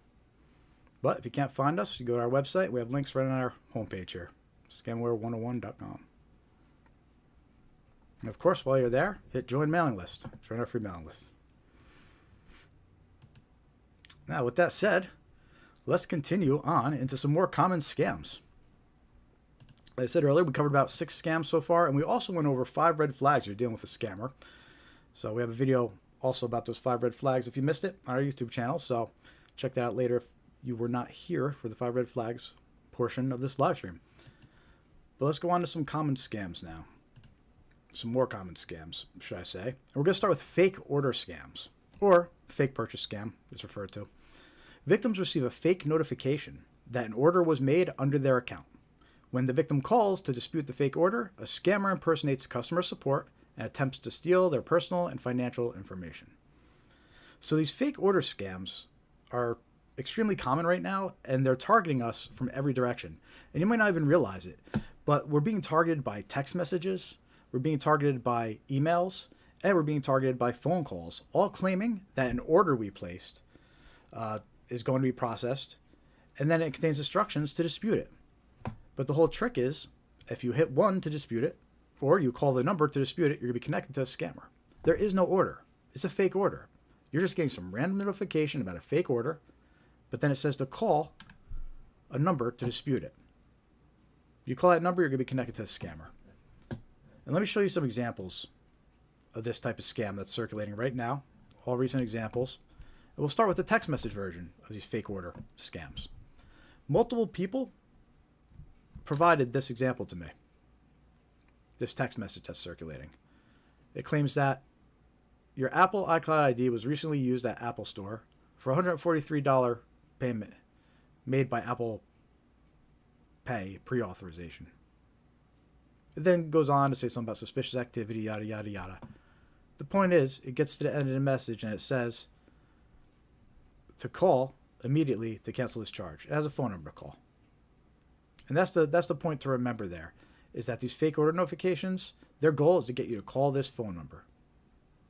So in this case, it says an order was placed under your Apple iCloud ID, $143. They thought it was suspicious. Call this number to cancel this charge. If you call the number, you're going to be connected to a scammer. They're going to impersonate Apple, and they're going to try to get access to all your banking account and your information. So that's the text message version of the scam is circulating. And what's important to remember is it could say any item. It could say any vendor. This example just says, it's an Apple iCloud purchase. But as you're about to see, it could say it was any item and any vendor. So I have 2 recordings of robocalls that are currently circulating, both as part of a fake order notification scam. I'm going to play these robocalls for you next. And basically, the first one, it claims to be Amazon, and it claims a MacBook Pro was purchased under my account. And it says to press 1 to dispute. But if you press 1, you'll get connected to a scammer. So let me play that recording for you. And let me know in the chat if you've received one of these recordings too. So here's the first one.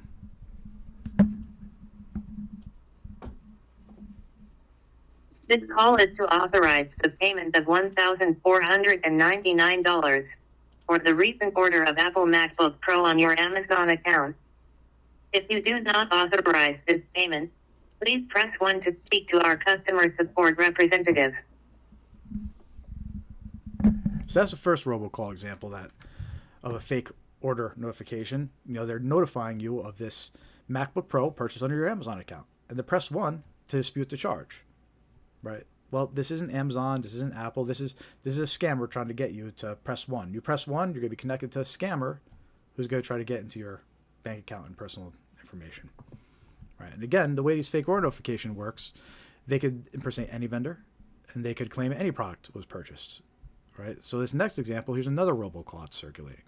This one claims a PlayStation was purchased under your Walmart account.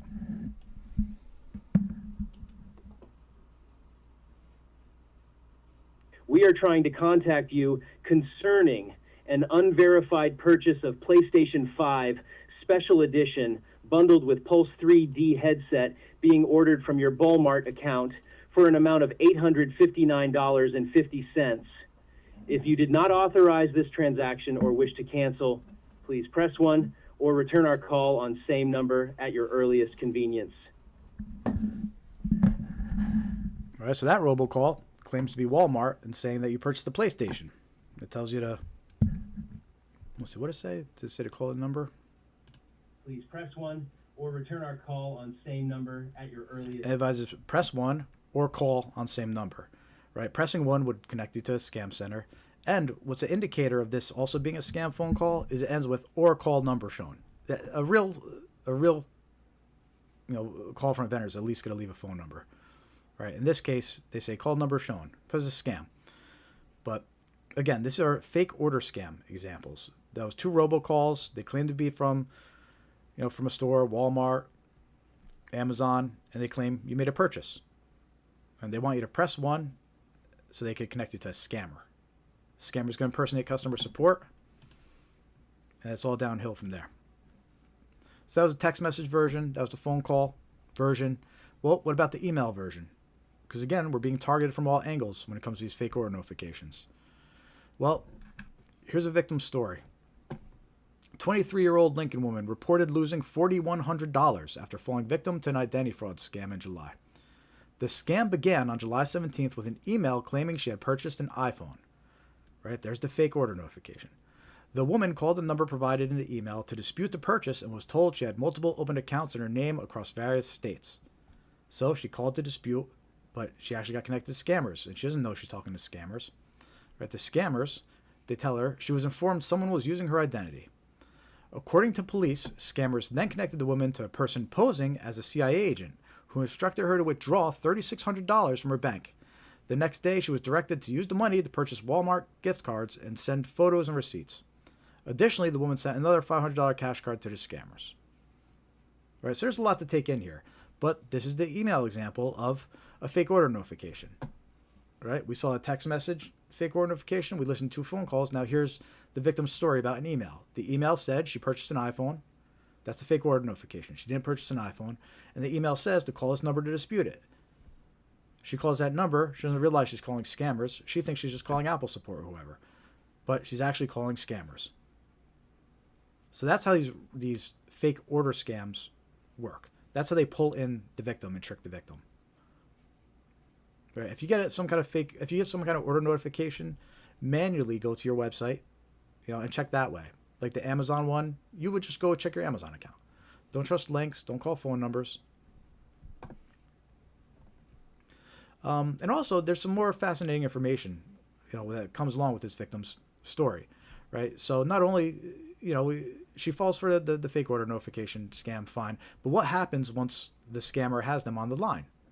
Well, what they do is they convince them that their money isn't safe, right? And in this case, they told her someone was using her identity. They had access to her money, right? And they instructed her to withdraw all her money from the bank account, because they tell her it's not safe. They tell her somebody has access to it.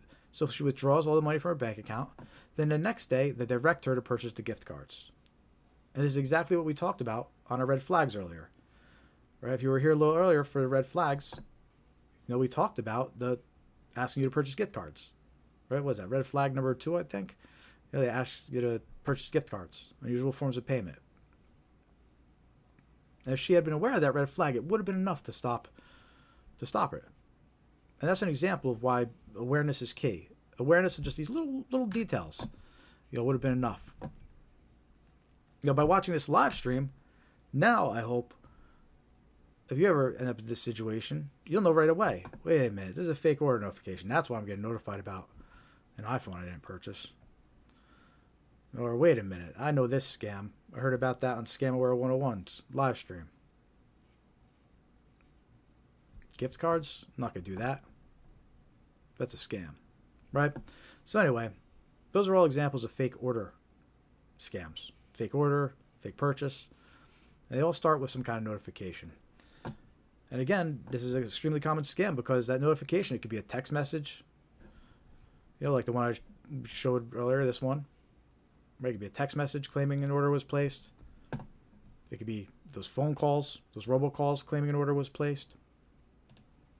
Or it could be an email claiming an order was placed. Like what happened to this woman, getting the email about her iPhone, saying she purchased an iPhone.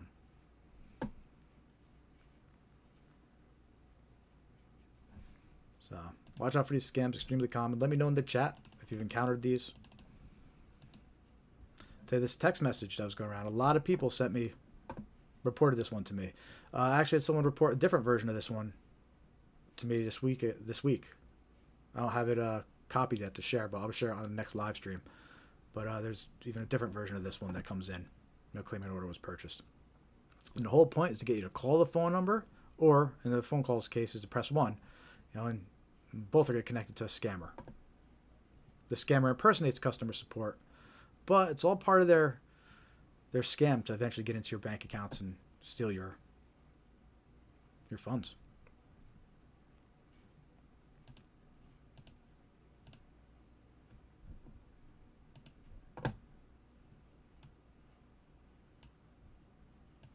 So that's a fake order scam. If you're just joining us, welcome to the live stream.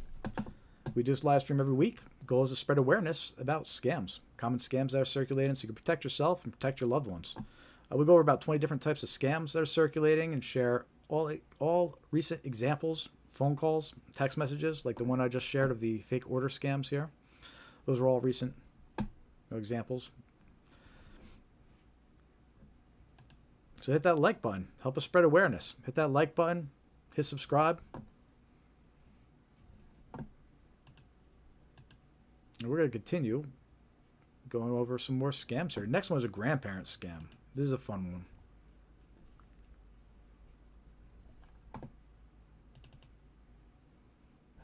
Say hi in the chat. Let us know you're watching. Let us know you found us.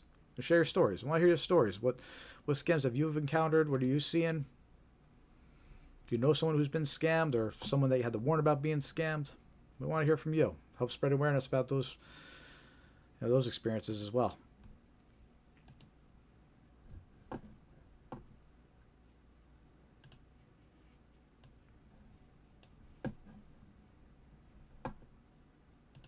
All right, this next scam we're going to talk about, grandparent scams. Scammers impersonate a distressed relative claiming to be in jail and needing financial help. Victims, usually seniors, act quickly to assist their loved ones. The scammers will often impersonate law enforcement, court personnel, and lawyers to extract even more money from the victims. Yeah, this is a very common scam right now, and it's especially unethical, to say the least. This one, everybody should get angry about this one, right? This scam is called a grandparent scam for the reason. Because your grandparents and your parents are being targeted by these scammers, right? So that's why they call us a grandparent scam. You know, your loved ones, literally, your parents or grandparents are being targeted specifically by this type of scam. And they're using you, as their son or daughter to trick your loved ones by saying you're in trouble. Because the scammers know your relatives. It's not hard for them to call someone and find out who their kid's name is. So, but just to give you, we have some really good stuff to show you about as far as grandparent scams go. And first of all, it's important to realize that these types of scams are actually being run by teams of scammers. You have openers, right? And those scammers are ones that call first and initially tell the victim what's going on. Then you have closers, which they're the ones that call the victim back. They impersonate law enforcement, court personnel, lawyers, each one extracting more and more money. So they're trying to take everything, your grandparents and parents have. And they'll think of someone else to impersonate to keep on taking that money. But we have a fascinating video to play for you. And I love this video. This is of a grandparent scammer that was in the Dominican Republic, and he's an opener. And this video was actually recorded by one of the scam baiters named Scam Sandwich, he goes by. But he got into this scammer's webcam, and he recorded him doing a grandparent scam. So you get to actually watch the scammer in the process of doing a grandparent scam. It's fascinating, right? So I'm going to show that to you right now. And this is an opener. He's a Dominican Republican scammer, and he's doing the opening of a grandparent scam. So here you go. Hit that thumbs up and say hi in the chat.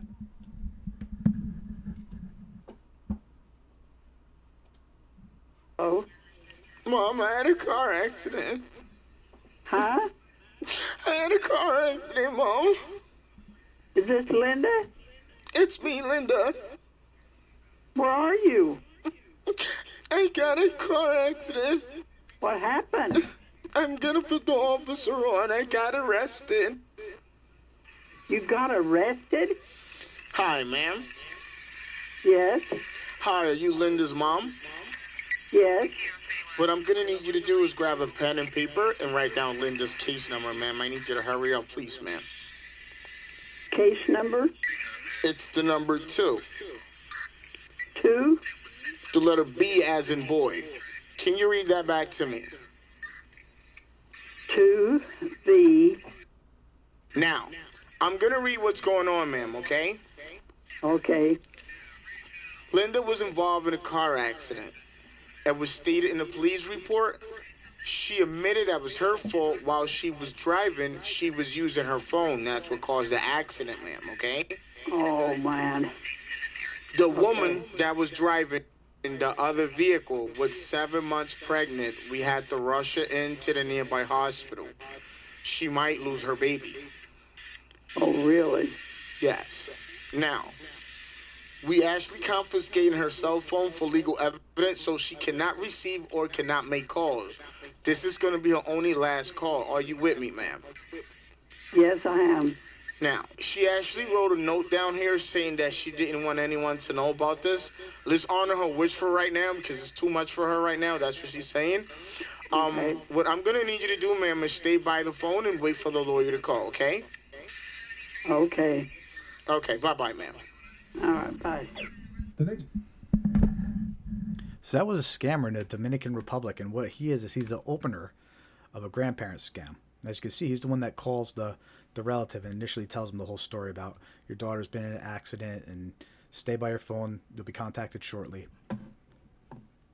And I love that video because it was recorded without him knowing. You know, one of those that scam baiter, he goes by name of Scam Sandwich, got into the scammer's webcam and was able to record the scammer, you know, doing his scam in progress. And there's so many fascinating things about that video, right? First of all, he impersonates a daughter. You know, he opens up the call crying, impersonating a crying daughter, right? And then he immediately switches over. He impersonates a cop, you know, police officer, and he has like a police scanner playing in the background to make it sound more realistic, right? He tells the victim that we've taken your daughter's phone, has been confiscated, right? Because they don't want the victim to try and call her daughter because none of this is true, right? And then the request for secrecy, right? He says that your daughter's embarrassed, so let's not tell anybody about this, right? Then we went over that on the red flags. That request for secrecy, that's a red flag right there. So, and by the way, this woman ended up not getting scammed because the guy who got into the scammers, the guy who recorded this was able to warn her. So the older lady that you just heard in this video, luckily she didn't lose any money. You know, she was able to get warned and didn't give this guy any money. But that was a grandparent scam. And they're targeting your loved ones. They're targeting your parents, your grandparents, and they're using you as bait, saying that you're the one that needs help. And here's a fascinating article that also gives us some more information about this. And this is about a Dominican Republic scammer group that was doing these grandparent scams. I don't know if it was the same one that we just watched or not, but 11 Dominican nationals were charged in New Jersey federal court. They were extradited from the Dominican Republic, and according to the indictment, they engaged in a long-running grandparent or family in need of bail scam against hundreds of seniors across the United States, including in New Jersey, New York, Pennsylvania, and Massachusetts. They led a network of call centers in the Dominican Republic. And those call centers ran this scam, this grandparent scam. As detailed in court filings, listen to this court filing. It details exactly the video we just watched. As detailed in court filings, members of the conspiracy referred to as openers, that's who we just watched, called elderly victims in the United States and impersonated the victims' children, grandchildren, or other close relatives. The call centers used technology to make it appear that the calls were coming from inside the U.S. Typically, the victim was told that their grandchild had been in a car accident, was arrested in connection with an accident, and needed help. Right? Exactly what we just watched. Once openers tricked victims into believing their loved ones were in dire trouble, others working at the call centers, the scammer call centers, known as closers, allegedly impersonate defense attorneys, police officers, or court personnel and convinced victims to provide thousands of dollars in cash to help their loved ones. So that's where the closers come in. The closers call her back and they just impersonate all these different departments and agencies saying they need more money. All to help their loved one. The cash was typically retrieved by couriers, which is also a common thing now. They'll send somebody there to pick up cash from you. So yeah, that was a pretty recent news article. I think it was August last year. Yeah, August 2024. So, grandparent scam.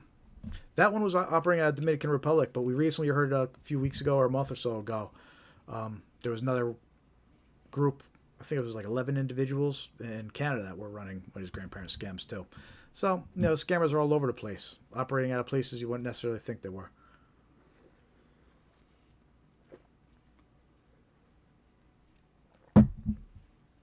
Let me know if you're watching. Say hi in the chat. If you haven't hit that thumbs up yet, hit that thumbs up. Give us a like.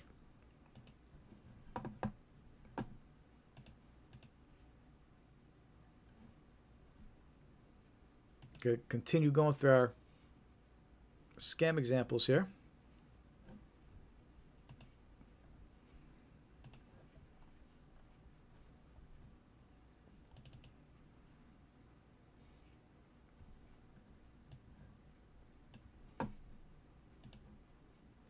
The next scam we're going to talk about is an undeliverable package scam.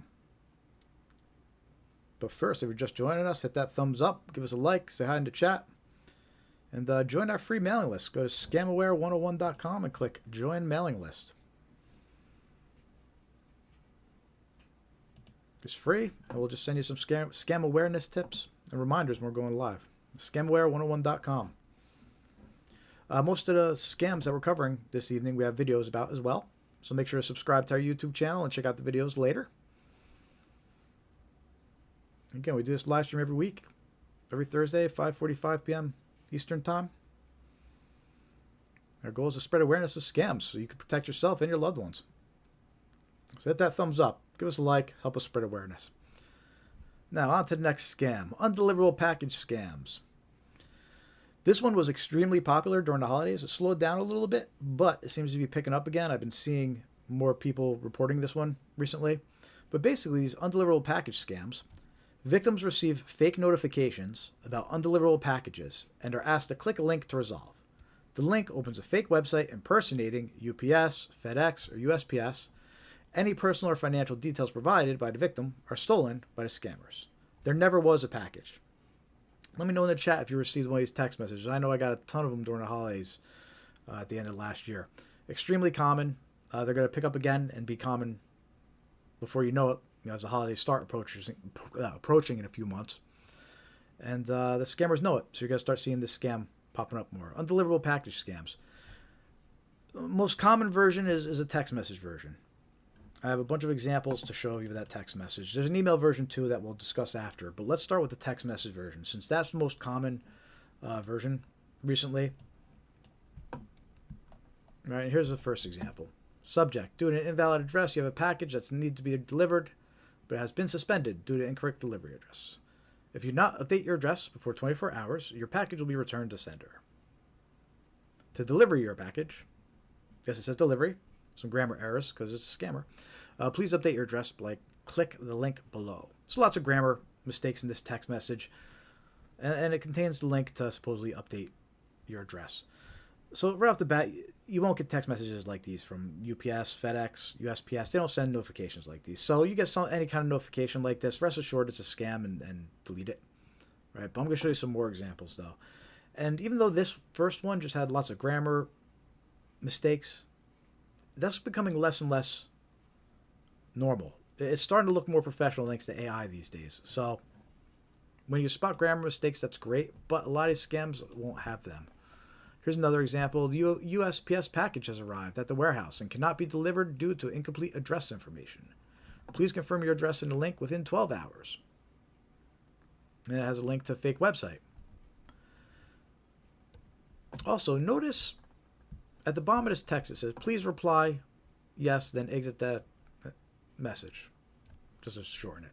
This instruction is very common on scam text messages, and we'll see it more as the live stream goes on. But this is an indicator that it's a scam. If the text message says, please reply yes, and exit and reopen, it's a good red flag. It's a scam. But anyway, let's keep looking at some more of these fake undeliverable package scams examples here. This one was a group chat. It was a group text message, right? And it was sent. And the text message was named to USPS. So it's a clever little trick that they're just trying to make it appear, stand out and make you think it might have been more official. But same deal. Package does not have a house number. The package is interrupted. Please update. And then they give you a fake link. Again, these are not real text messages. FedEx, USPS, they don't send alerts like these. Here's another example. This text message actually has an attachment. In this case, an HTML attachment. And it uses the USPS logo. Dear customer, your package has arrived at the distribution facility, but we are unable to deliver it due to incomplete address information. And then they want you to open the attachment. Which, by the way, you should never open attachments from unsolicited text messages or emails. Here's another example. Same deal, except this has a PDF attachment. First one had an HTML attachment. Second one has a PDF attachment. It says your package has arrived, but unable to deliver it to the incomplete address. So if you open those attachments, they're going to either take you to the fake website or, even worse, infect your device with some kind of malware. So never open attachments that were unsolicited. And if you get text messages that look like these, rest assured that these are scams. Do not click the links. Do not open the attachments. If you do click, if let's say theoretically you did click a link, it might take you to a website that looks like this. It has the United States Postal Service logo. It asks for your credit card details. And it says you have to pay $3 for redelivery. But it's actually going to steal whatever credit card details you enter in there.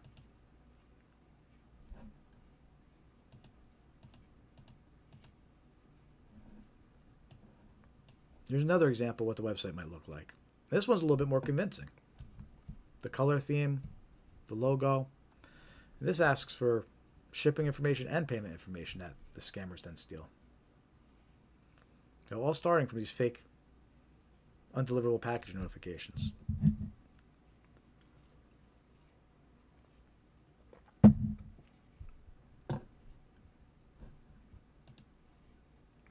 Anybody get these text messages? Let me know in the chat.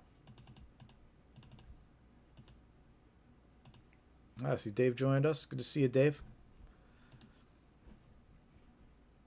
By the way, I got 2 live streams going right now. One's a vertical live stream, the other's a widescreen. So it's just 2 different layouts, and there's 2 different chats going, so I might be jumping back and forth between them. So I might be a little slow to respond, but I am jumping back and forth and checking between the 2 streams and trying to answer everybody.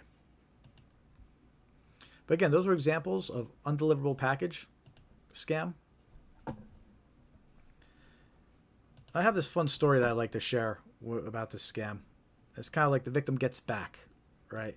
There was a Wired news article about this scam last year in August, towards the end of the year, right when this scam started picking up because the holidays were coming.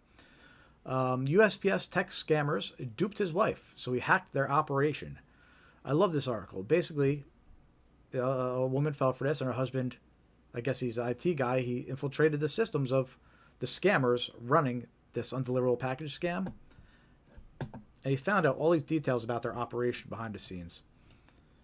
And it turned out that they were a Chinese language group behind, at least in his case, behind that undeliverable package scam. It was a Chinese language group, and they were sending out over 100,000 scam text messages a day.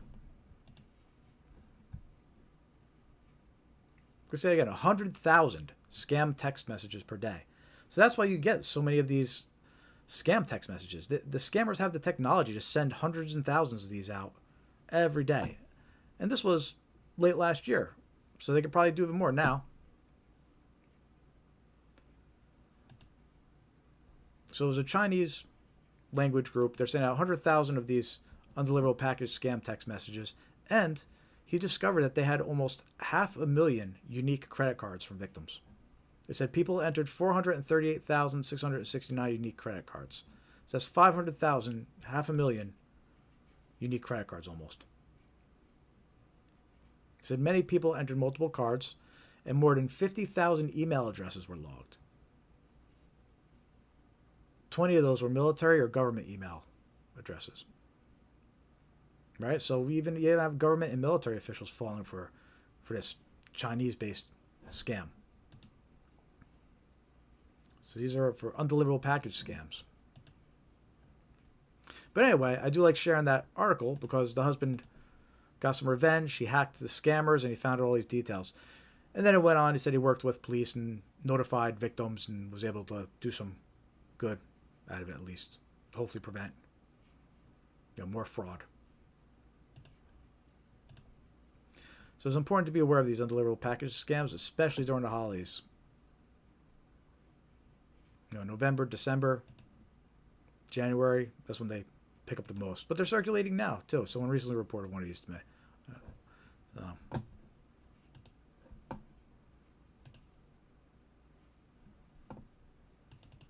That's the text message version of that scam. You also have to be aware of email versions of that scam. Which, by the way, is important to recognize that any email scam could pretty much be adapted to be a text message scam. Any text message scam could pretty much be adapted to be an email scam. Right? So just because you see it in one way doesn't mean that it's any more legit than the other way. Scammers are using both methods to deliver these scams. And this is an example about how these undeliverable package scams are targeting you by text message and by email. And let's take a look at a couple of these emails, which worked a little differently than a text message one. So this email impersonates FedEx. It has their logo. It claims your package appears to be delayed, right? Because it's an undeliverable package notification. But what's interesting about this email is it says, instead of saying you have to pay a redelivery fee or update information, it offers you a free product, a free compensation product worth $100. So it's not asking you to do anything for the redelivery. It's just saying, sorry, your package is delayed. Here's, get a free compensation product, which is 100% a scam. Here's a FedEx and here's a UPS version. These were received a week apart.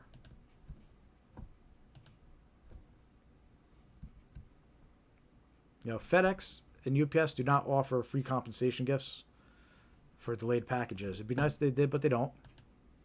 So if you get any kind of notification like this, saying your package is delayed and offering you a product, it's a scam. Don't click on the link. Don't fall for it, because it's going to take you to a fake website that tries to steal your information, which I'm going to show you in a moment.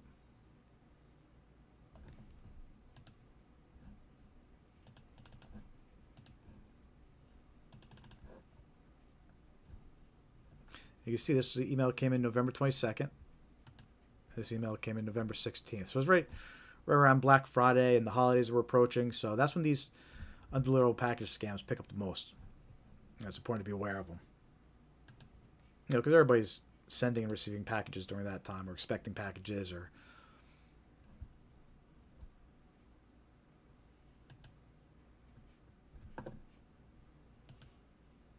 so what's interesting about the email version of that undeliverable package scam is it evolves into a fake retail website scam, which is what we're going to talk about next.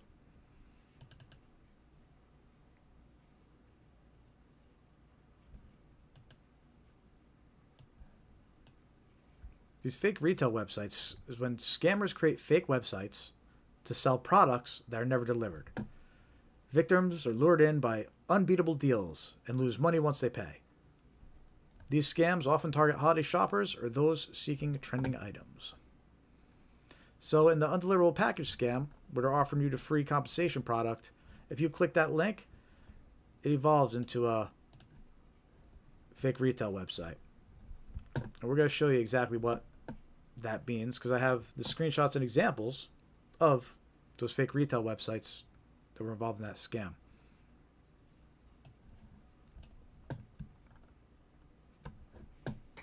Here's the first screenshot. In this case, it's offering wireless headphones. They say they're valued at $175, but they say just pay for shipping, $8.95, and they're yours. And that's part of the scam. They want to lure you in with an unbeatable deal. But if you pay $8.95, they're going to steal whatever information you enter, whatever payment information. You can see at the time, you had the Black Friday sale banner across the top. The scammers are taking advantage of this. They're taking advantage of holidays. And again, this was the page that undeliverable package email linked to. A couple more products that they were offering. Here's a portable heater. The same Black Friday sale banner up top. But they're offering you a portable heater. Again, valued at $175, but they're saying just pay shipping, $8.69. But it's a scam. It's a fake retail website scam. And here's one more example of a product that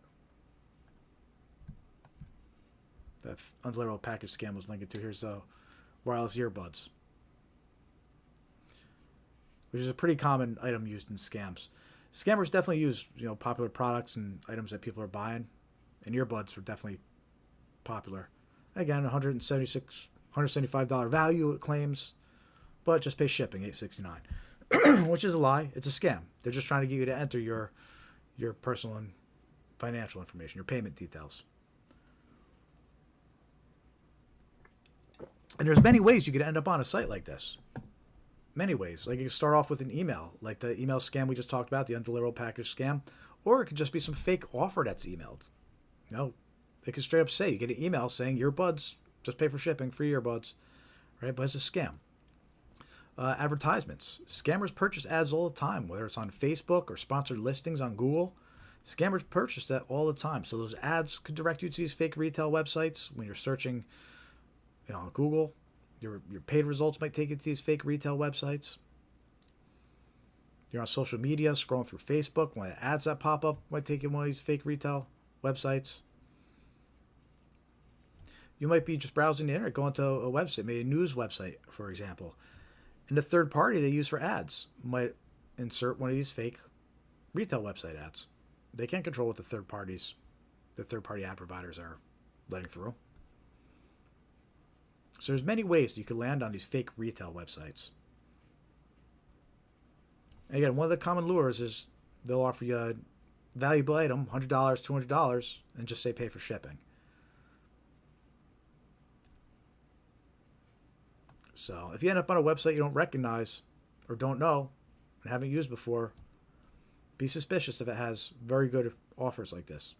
Do some research, search on Google for the website, see what people are reporting, see if there's any mention of the website. In these cases, these websites had zero mentions. There was no results when I searched for these websites because they were purchased specifically for the scam. And they were brand new. So finding no results is just as bad as finding bad reviews on a website. So be suspicious of retail websites with amazing offers. Now, if it's too good to be true, it probably is.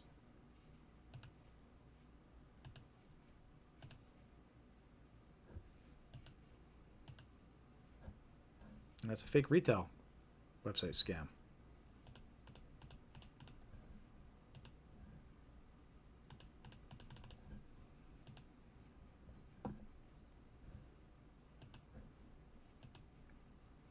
How we all doing? Still with us? Hit that thumbs up, give us a like, hit that heart, say hello in the chat, let us know you're watching. We do this live stream every week. We just passed our second hour so far. We should go for about 3 hours or so. We just rounded our second hour here. We started at 5:45 Eastern time. It's 2 hours ago.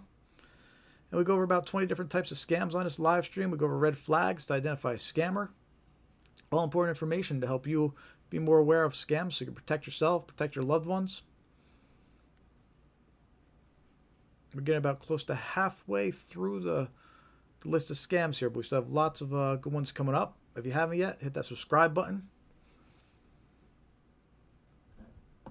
You can definitely check out our YouTube channel later. A lot of the scams we're going to go over now, we have individual videos for that you could check later and share with your loved ones. A lot of the slides and the examples that we show in our live stream are in their own videos too. So check that out. Make sure to subscribe so you can check back later. In the meantime, hit that thumbs up on this live stream. Let's get some more people in here. Say hi in the chat. Or we can continue showing you some more scam examples. You join our free mailing list. Go to scamaware101.com and hit join mailing list. You can also follow us on your favorite social media platforms. We're on Facebook, Threads, Instagram, X, Blue Sky. Scamaware 101. I have the links right on our homepage for you to each.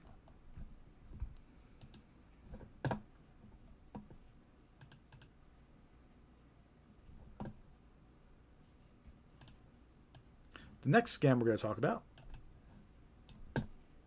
are gift card received email scams. In this case, the victim receives an email notification that they received a gift card. When the victim attempts to activate the gift card by clicking a link, malware is installed on their device or a fake website is opened to steal personal information. Right? And the idea is these emails, they lure a victim in by claiming you have received a gift card or you could get a free gift card, and they want you to click the link. But if you click the link, that's when you get taken to a malicious website that does malicious things, like install bad software or steal your details. An example of what one of these emails might look like is you get an email that says your $50 gift card is here. And it looks like it's a Venmo gift card, Venmo debit card. It says your company has given you an employee rewards card. Activate your card today. right? But before you click that link, what you should do, check with your employee and see if they actually sent you, or your employer, and see if they actually sent you this gift card. Right? If the gift card says from a family member or a friend, before you go clicking the activate link, reach out to that family member or friend and confirm they actually sent you the gift card. You're going to want to say thank you anyway, right? So reach out to them and confirm that this is a legit email and gift card that was sent to you.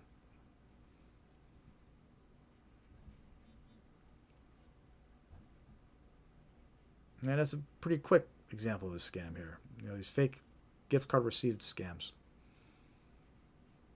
And this is the email version, but we actually have a snail mail version to show you later. Example of a snail mail postcard.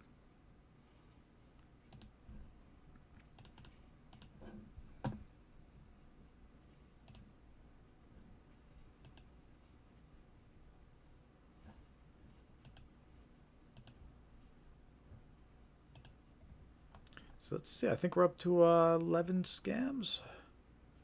Yeah, that was scam number 11. So we're at the halfway point as far as scam examples go. Got a lot more good ones coming up for you.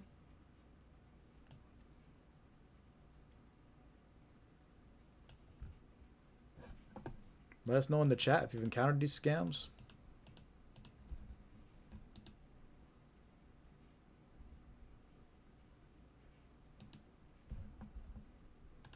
I want to hear your stories too.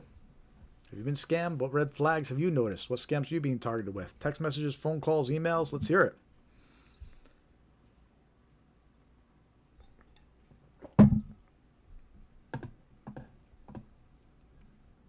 If you haven't clicked that like button yet, hit that like button.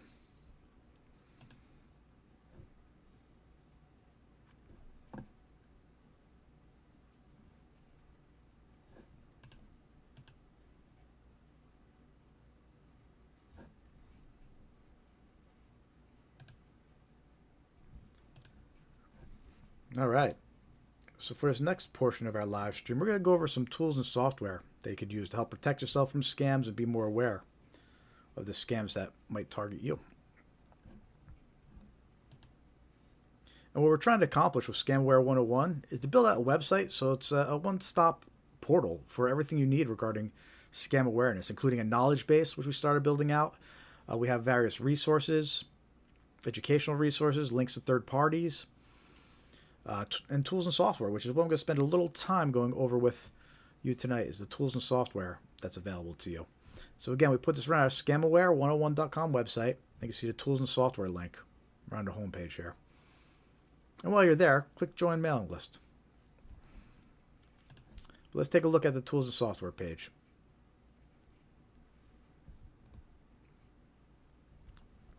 So the first section, I'd say, is probably the most important section here as far as scam awareness goes. You have the data breach lookup tools.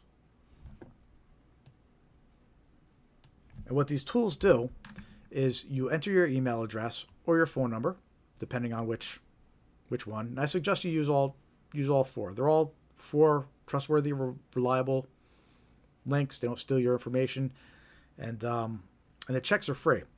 But what each does is it looks up your email or your phone number, and it tells you what data breaches it has been exposed in, and what other information of yours was exposed in that same breach. And that includes passwords. It will tell you passwords of yours that have been exposed, which is why it's so important to use these data breach lookup tools. Because if scammers know information about you, which they've obtained through these data breaches, they'll use it against you in scams. If they know passwords that you've used on all these third-party services, they will try to use those passwords on your bank accounts, for example. And using these lookup tools, these data breach lookup tools, they'll all tell you various different information about what's out there about you, what scammers know about you, what information has leaked in these breaches about you. And it's important to realize the type of information that's out there, too. I mean, last year, it was the biggest medical breach in the history of our country. Like 2/3 of the population's health information was exposed. You know, scammers have access to that data now, so they could target you with scams that impersonate your pharmacy, they impersonate your doctor, they impersonate your bank because they know what payment was set up and what bank you used, right? There's so much information about you out there because of these data breaches, and it's important to know, right? So again, on our tools and software page, scamaware101.com, click on tools and software. The first 4 links we have here, it links to 4 very good free data breach lookup services. Just pop your email in, pop your phone number in if it lets you do your phone number.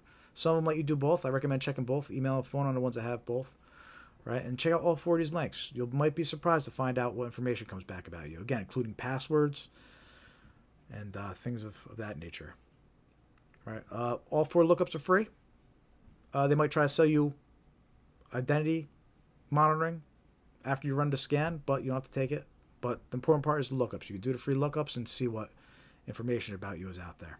So, again, the tools and software page on scamaware101.com. Then the next section of that page, we have some security and privacy software. We actually got approved as an affiliate for NordPassword and Malwarebytes. So we have a couple links here to their paid versions of the software with some good deals. So if you're considering using NordPassword or NordPass as a password manager, you could use our link. Save 56% off, get 3 extra months. It ends up being $35 for 2 years of a password manager, which is pretty good. 2 years, $35. Can't really beat that, right? So use the link on our tools and software page, and you get those savings on NordPass. And the same thing for NordVPN. Save 72%. Use our link. They'll give you a year free. It was like 100. That was actually for the Plus version, but it's super cheap. It ends up being like less than $100 for 2 years of VPN. So if you need NordVPN, use our link. Save a bunch of money. Then we have Malwarebytes Premium, good real-time antivirus. So if you want that, you can save 25% off. Use our link. And we stand behind those pieces of software. We've used them. We like them. They're reliable. They're trustworthy. I wouldn't have them listed here if they weren't. So the links are there. Get some savings if you want. We get a small cut. So there you go. Works out for everybody. Win-win. Our tools and software page. Next section, we have security and privacy software free. So the first thing we have listed here is Malwarebytes Browser Guard. I've been using this for a couple months now. It's a really cool free browser extension for Chrome, Firefox, whatever you use. It's a free browser extension, and it filters out annoying ads and scams. Just turn it on, and it works. It works great. So I'm constantly seeing ads being blocked, and it's good to have. So it's free. I put the link there, Malwarebytes Browser Guard. It's on our tools and software page. And then here's a link to Malwarebytes Free. It was a free version of Malwarebytes. Difference is you have to manually run scans. It's not real-time protection like Premium. Premium offers real-time protection. The free version, you have to just run it manually if you want to do a scan. So good to download, run on your PC, see if you got any malware on there. And then there's Bitdefender, which is a free antivirus. I don't usually recommend free antiviruses, but if you're running on no antivirus, you're just using your built-in antivirus, Bitdefender is a good option. That's better than just the default antivirus. It has some more web browsing defense, and it's good to have an antivirus on top of the built-in antivirus. So the option there is free, Bitdefender. Just threw a link up there in case you want to get some antivirus installed on your bare PC missing antivirus. Again, those are all on our tools and software page, scamware101.com. A couple other sections here that are very useful, because again, we're trying to make our website one-stop portal for whatever you need here. We have some links to some reverse image lookup services, and these are great for romance scams or online dating. What you can do is you can take the person's picture, who you're talking to, and you run it through these reverse image searches, and it'll tell you if it finds their picture somewhere else. If it finds their picture somewhere else, chances are they stole that person's picture and they're not who you think they are. All right, we got a link to TinEye, which is a free reverse image search. And there's also Bing has an image search, and so does Google. All right, so suggest all 3. They're free. And make sure who you're meeting online is actually who they say they are. By doing a reverse image search. And there's a couple website safety lookup tools. It'd probably be good to run on any retail websites. But you could use Norton Safe Web. It'll tell you if anybody's given the website ratings and reviews to be concerned about. Google Safe Browsing. It'll tell you if a website was detected as unsafe or dangerous. You have Virus Total, which will tell you if a website a malware was detected or involved in breaches. So some useful tools just to check a website if you've never been on it before and want to see what people are saying. And the last section we have here is 2 links, one to the BBB scam tracker tool and the other to the AARP scam tracking map. And these are really cool. Basically, they collect scam reports all throughout the country. And you can go here and you can look at their map. You actually see which scams are being most recently reported and where they're being reported from. They're really cool tools.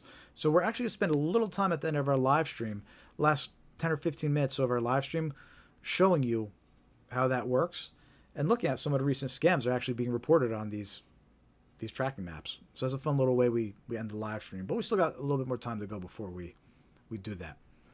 So anyway, again, this is all on our tools and software page on Scamware 101.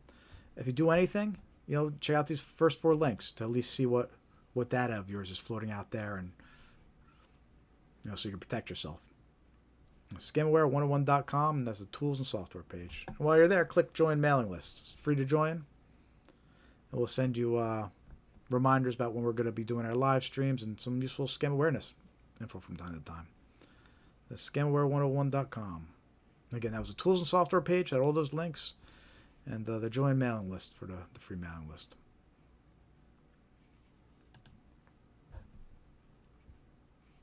In fact, you might as well do that right now, right? You're sitting here watching. Open another tab, scamware101.com. Click tools and software and check out those first 4 links. See what information yours gets exposed. And let us know in the chat how shocked you are.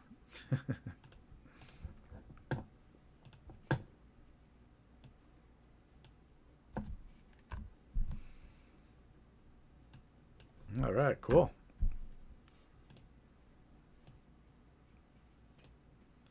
So it's time for our second break. Quick coffee break. Got to fill up the cup. It's actually been empty for a while now. I need to get some stronger coffee, I think. By the way, get your Scamware 101 cup, YouTube channel. Keep it on your desk. Be reminded to watch out for scams.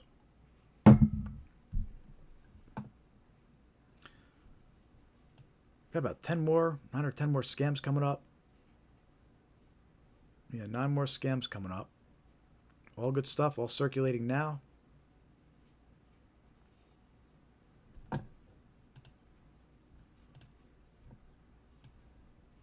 We're going to get back to those in about 5 minutes. I'm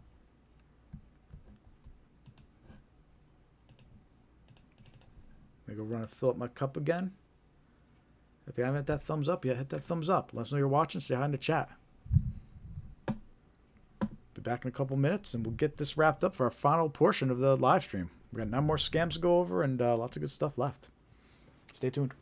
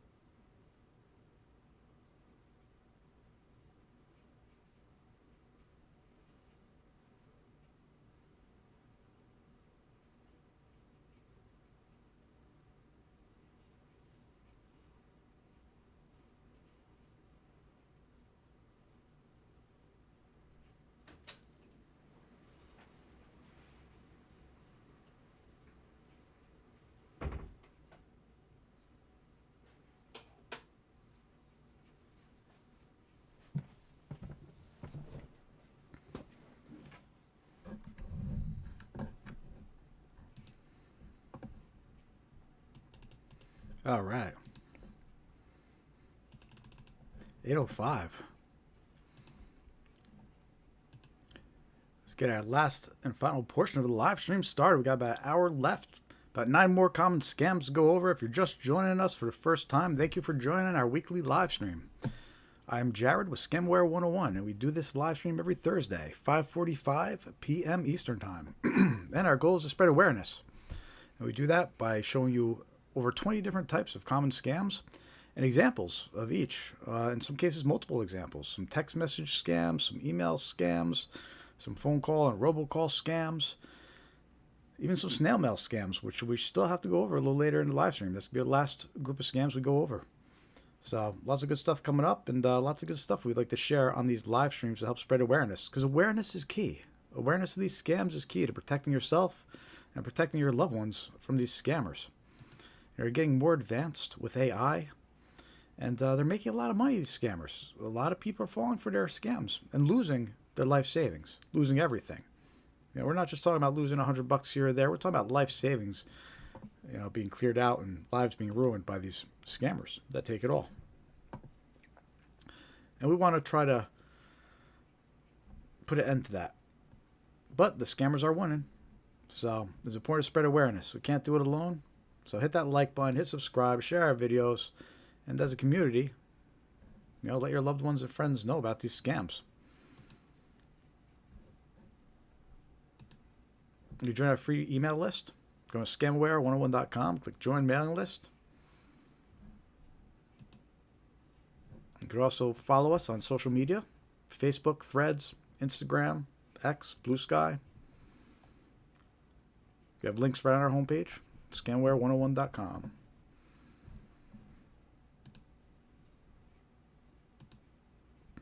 And say hi in the chat. Let us know you're watching.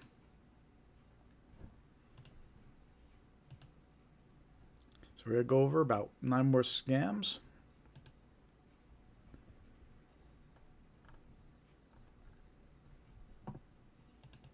We're going to start with Social Security scams. And there's a couple different types of scams floating around. One is Social Security impersonation scams. And that's when the fraudsters impersonate Social Security officials and they claim there's issues with the victim's Social Security number or their benefits. They'll threaten action unless immediate payment or information is provided by the victims. Basically, they impersonate Social Security and try to scare their victims. Sometimes they'll say they need banking information updated. They'll have a payment due. They'll say there's something wrong with their benefits and they need to make a payment to renew them. All sorts of scammer storyline when they're impersonating Social Security. That's definitely a scam to watch out for. Social Security have released many warnings about this scam. And on their mail, their actual physical mail, they even have a warning that says beware of scammers. So it's been a big issue, these Social Security impersonation scams.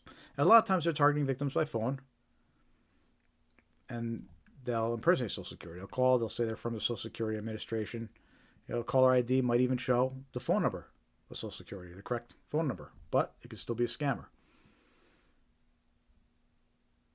So that's one version of a Social Security impersonation scam. But here's another one. This one was actually reported to me.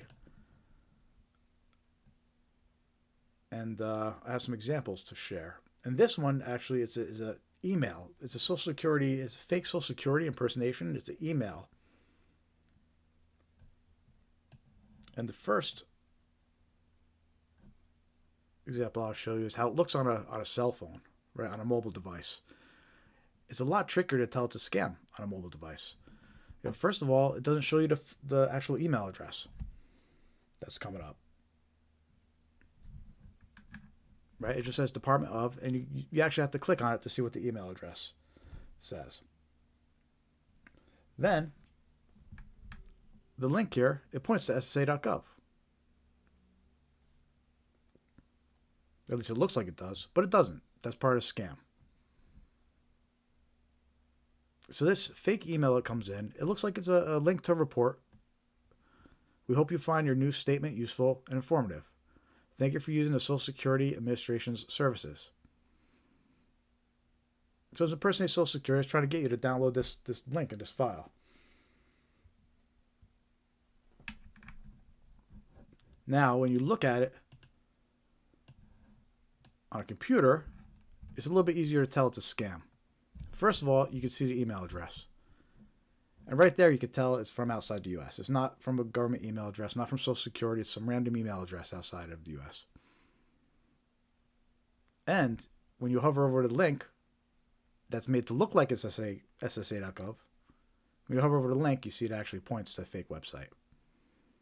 It doesn't actually point to SSA.gov. It points to some random website URL, website address. So there's a scam. It's impersonating Social Security, but it's coming to you in the form of a fake statement or fake report.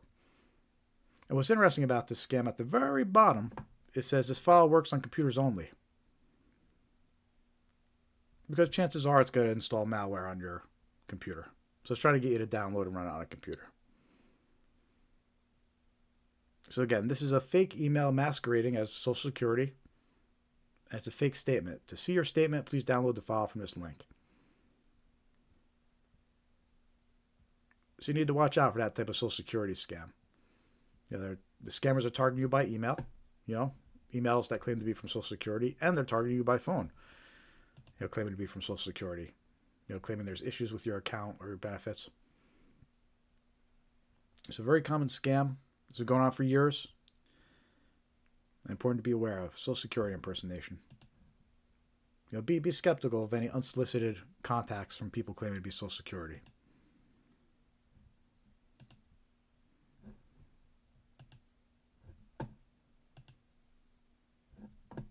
The next scam we're going to talk about, we got a couple IRS scams.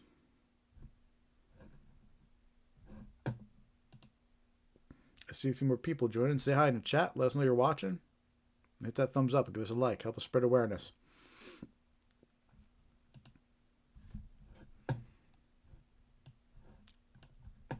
This next scam, tax or IRS impersonation scams. Fraudsters impersonate tax authorities, claiming the victim owes taxes and must pay immediately to avoid penalties or arrest. They often demand payment by untraceable methods. So that's one IRS impersonation scam to watch out for during tax season. And to watch out for now, because it's still pretty close to tax season. And basically, you have to watch out for the IRS impersonation where they're claiming you owe taxes and need to pay immediately. First of all, the IRS is going to try reaching you through regular mail first. They're not going to start calling you by the phone or sending you text messages or anything like that. All right, so anybody calling, claiming to be from the IRS, be suspicious. Know that scam picks up especially around tax season. But the other type of IRS impersonation scam to watch out for, here's a text message, and the IRS actually warned us about this. The past couple months they've been warning us about this specific text message that's going around. And what this is it's, you are eligible to receive a $1,400 economic impact payment. But this is a scam. There's a text message that's circulating. It impersonates the IRS, and it tries to tell you you have an economic impact payment. But if you click that link, it's going to steal your banking details and whatever other details you enter. And notice at the bottom it has that same instruction that the other scammer text messages had. The please reply with yes and exit and reopen. Right? That's that red flag to watch out for. But yeah, the IRS has warned specifically about this text message this tax season. They aren't sending out notifications about $1,400 economic impact payments. They're especially not text messaging it to people. So this is a scam. If you get this text message, it's a scam. Don't click the link. And don't provide any personal information.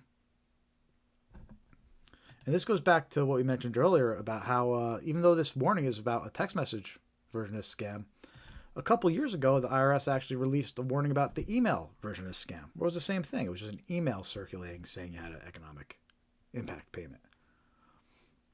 So that just goes back to that point we were talking about earlier where just because I'm showing you text message versions of these scams, text message scams could be adapted pretty easily to email, and email scams could be adapted pretty easily to text message scams. So one method over the other really doesn't give anything any more validity to each way. They're both scams.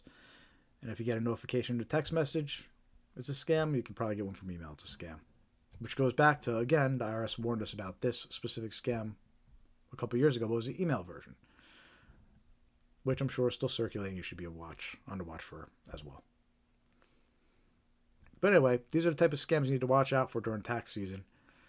IRS impersonation, whether it's phone calls claiming to be the IRS or text messages claiming you have an impact payment.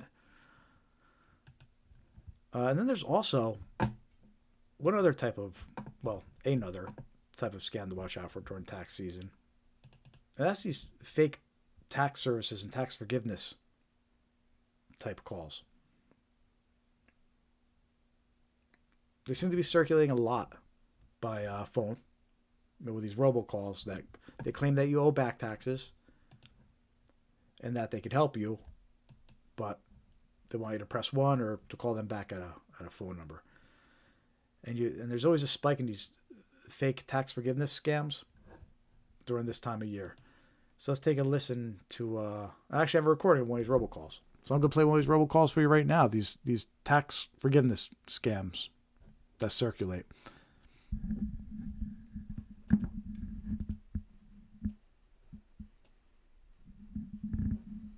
Hi, this is Lindsay Carter from the Activation Department. Give me a call back at 833-850-2527.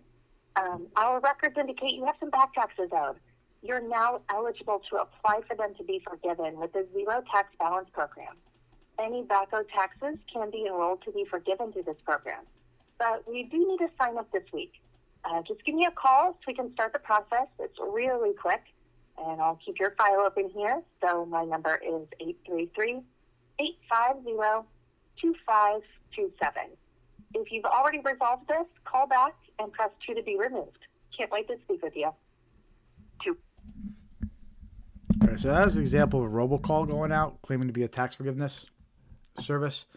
But it's important to realize that's a scam, and there's many reasons why. First of all, it's a recording. It's very misleading. They make it sound like it's not a recording. They say, "Oh, I'll keep your file open on my desk," and it's technically it's hard to tell. It sounds like it's a real phone call, a real person leaving you a voice message, but it's not. It's actually AI generated recording, and everybody's getting the same phone call. Everybody who receives this robocall, they're told the same thing, regardless of if they have back taxes or not. The phone call says you owe back taxes, and that's meant to scare the person into calling back, right? And again, it's using fear, and everybody gets that message regardless of if they owe back taxes or not. It's just part of the scam. It also says you have to call back this week, so it's trying to force urgency, right? Which is also very common with scammers. They want you to react quick. They don't want you to have time to consult anybody else, right? And multiple people actually reported the same phone call to me, and I received it as well. So these tax forgiveness scams, and I received many other different versions of this phone call too. This is just one version. There's many other different versions of this phone call going around, these robocalls, right? It's just very misleading. They make them try to sound like it's a personalized call. It's meant specifically for you, but it's a robocall. There's nobody on the other end with the file open waiting for your call back, So it's these tax forgiveness scams. Watch out for them. They're extremely common this time of year and during tax season. And let me know in the chat if you received any of these phone calls. I got a few this week, actually. In fact, it's probably the most common robocall I'm getting right now is from these fake tax forgiveness services. The other thing to keep in mind about these fake tax forgiveness services, so someone that reported this one to me said that they actually got this phone call right after they filed their taxes, right? And they thought at first, since it was right after they filed their taxes, they thought to themselves, "Oh shoot, did I do something wrong and now I owe money?" Right? And that just gave a perfect example about what the scam tries to do. It tries to trick you and get you to worry that you did something wrong. You owe back taxes, and they realize, "Oh wait a minute, this is a scam. I don't owe anything." So watch out for these robocalls, especially this time of year.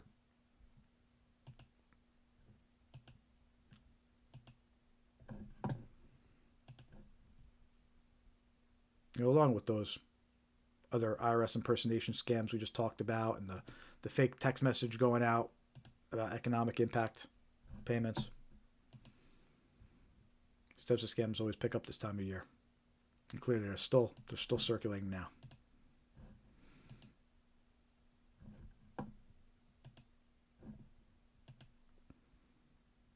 How we all doing? I see some more viewers. Say hi in the chat. Let us know you're watching. Click that like button. Give us a thumbs up. Help us spread awareness. We're trying to put something good out there into the universe. Hopefully help some people avoid becoming a victim. We do this live stream every week, every Thursday, 5:45 p.m. Eastern Time. Tonight we're sharing over 20 different types of scams, common scams to watch out for, and sharing a ton of examples of each, including text messages and phone calls and emails, all scams directed at you and your family to try and take advantage and steal your money. So all useful information. Hit that like button. Hit that subscribe button.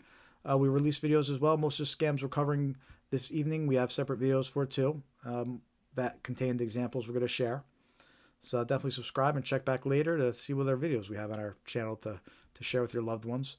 We also go over red flags to be aware of, to identify if you're dealing with a scammer. We have that video on our channel as well. So if you missed it tonight, you can check that out later. But also, join our free mailing list. Go to scamaware101.com and click Join Mailing List. We'll send you reminders about when we're going live and give you some useful scam awareness details from time to time. We won't abuse the privilege. We won't sell your email address. And you can unsubscribe at any time. But it's a great way to keep up to date and know what's going on over here at Scamaware 101. You can also follow us on your favorite social media platforms. Facebook, Threads, Instagram, X, Blue Sky. We have the links all on our homepage here. And we're Scamaware 101 is our name across all of them. So definitely check us out on Facebook. Give us a follow. We need more followers on Facebook to live stream there. So head over to Scamaware 101 on Facebook and hit that follow button.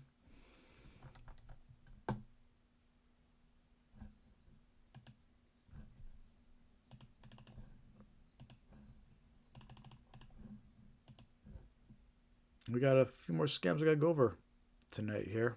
Not many though. We're getting close to the end. Maybe probably go to maybe like 9 o'clock-ish latest. We'll see if we can get it there. If we even get there. But hey, I could go all night. Let me know in the chat. If we get more people on this live stream, hit that thumbs up button. Say hi in the chat. Get more people in here. I'll go all night if we got interested people. Got plenty of examples to share. Plenty more scams to go over.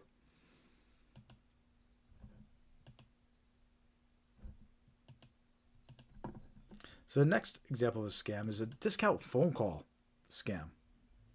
At least that's what I'm calling it. It's a fake discount phone call. So I figure discount phone call scam is probably a good thing to call it, right? This one impersonates Comcast. And I received this call. And I'm not a Comcast customer. So I knew immediately it was a scam. And let me play this recording for you. Because if you're a Comcast customer especially, it's probably important to know about this scam circulating. All right, so let's take a listen to this recording.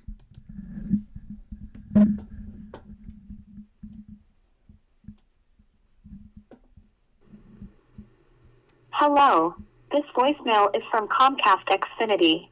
Your current 50% discount on your monthly bill will expire by the end of the day. To maintain your reduced rate, call the number on your caller ID immediately. This is your final reminder to act. Call back now. Thank you. Right, so that's a scam. It's telling the potential victim that your Comcast bill is going to go up 100%. Right? Is it some kind of discount's going to expire and your bill's going to go up. And then, as a red flag, it tells you callback number. Right? It doesn't say a number to call back. It tells you call back the number shown, which is always a red flag that's a scam and phone call. If it tells you a callback number shown without leaving a number, that's a scam. In this case, it's trying to scare the victim that their Comcast price is gonna double unless they call back. But that's a scam.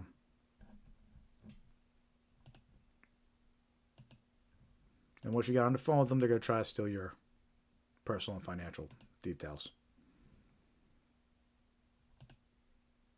So watch out for that type of recording and voicemail. Be aware that that's a scam. Very common scam.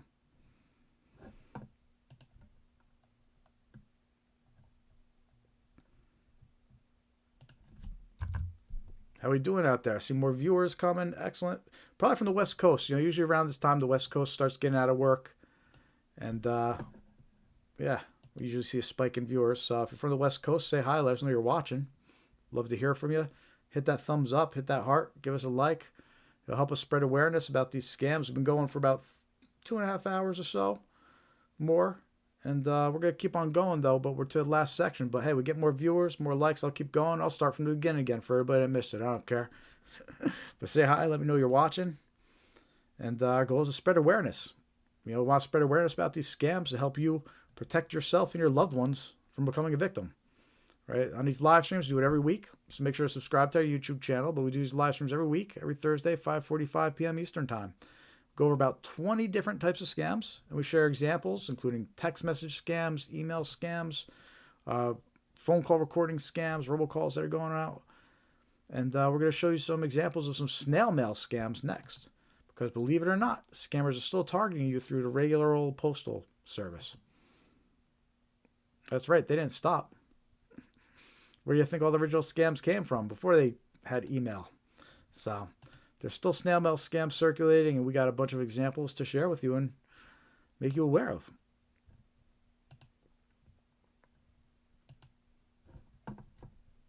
We got maybe about 30 more minutes of this live stream, so if you haven't hit that like button yet, make sure to hit like, hit that subscribe button, and make sure to join our free mailing list, scamaware101.com, and click join mailing list.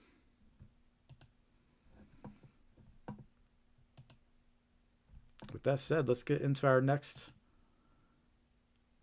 and final common scam example portion of this live stream. This one's all about snail mail scams, meaning traditional postal mail.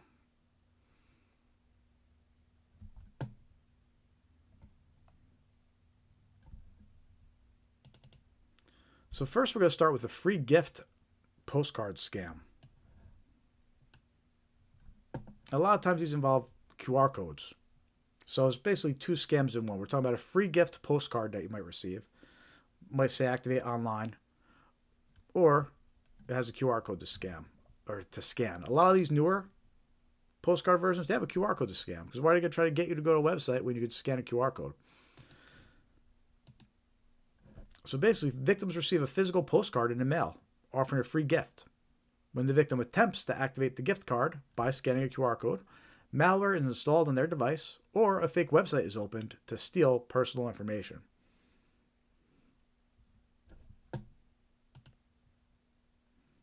And yes, we're talking about a physical postcard. Arrives in your mailbox. It says you have a free gift. And here's an example. Free wireless Bluetooth earbuds. Look a little familiar? This is the same gift that they use in the fake retail website scam. They offer you the free wireless earbuds as one of the items. Now here we see a postcard scam offering the same type of item. Because it's a popular item, scammers will take advantage of that. They'll say, okay, wireless Bluetooth earbuds are a hot item right now. We're going to start sending out these fake postcards offering free earbuds. But if you scan this code, it's going to steal all your personal information. In this case, it says your Amazon account and credit card details. But this is an example of a snail mail scam. Browsing your post box, got a QR code to scan. Which, by the way, you need to watch out for QR code scams. QR code scams have become very popular now.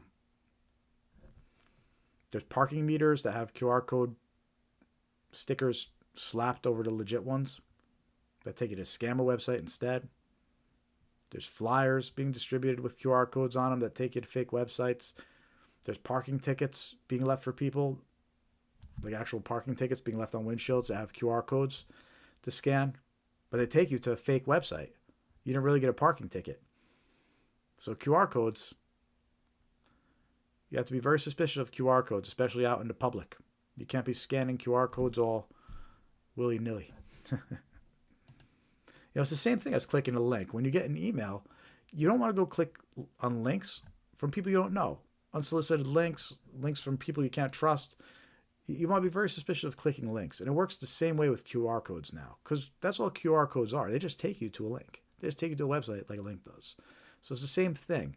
So just like you don't want to go clicking on random links, you don't want to go scanning random QR codes. You want to be suspicious and make sure you're using a trusted, if you're scanning a QR code, it wants to be from a trusted individual or a trusted restaurant, for example. But anyway, back to the topic of these snail mail scams. This is an example of a postcard sent, offer you wireless Bluetooth earbuds and watch you scan a QR code. You receive it in your mailbox and you physically scan it. Watch out for this type of scam. They're out there and circulating, among other QR code scams.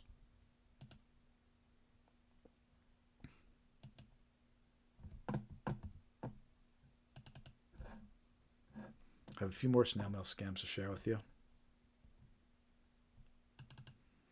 The next one is an inheritance scam. Is a snail mail version I'm going to share with you. But basically, an inheritance scam. Victims are contacted with claims of a large inheritance from an unknown relative. But to claim it, they must pay fees or provide personal details. These scams exploit curiosity and greed to steal money and identity information. And we've seen all different versions of these inheritance scams, whether emails that you get saying a relative passed away and there's some inheritance, or a physical letter. And this type of scam has been around for a long time.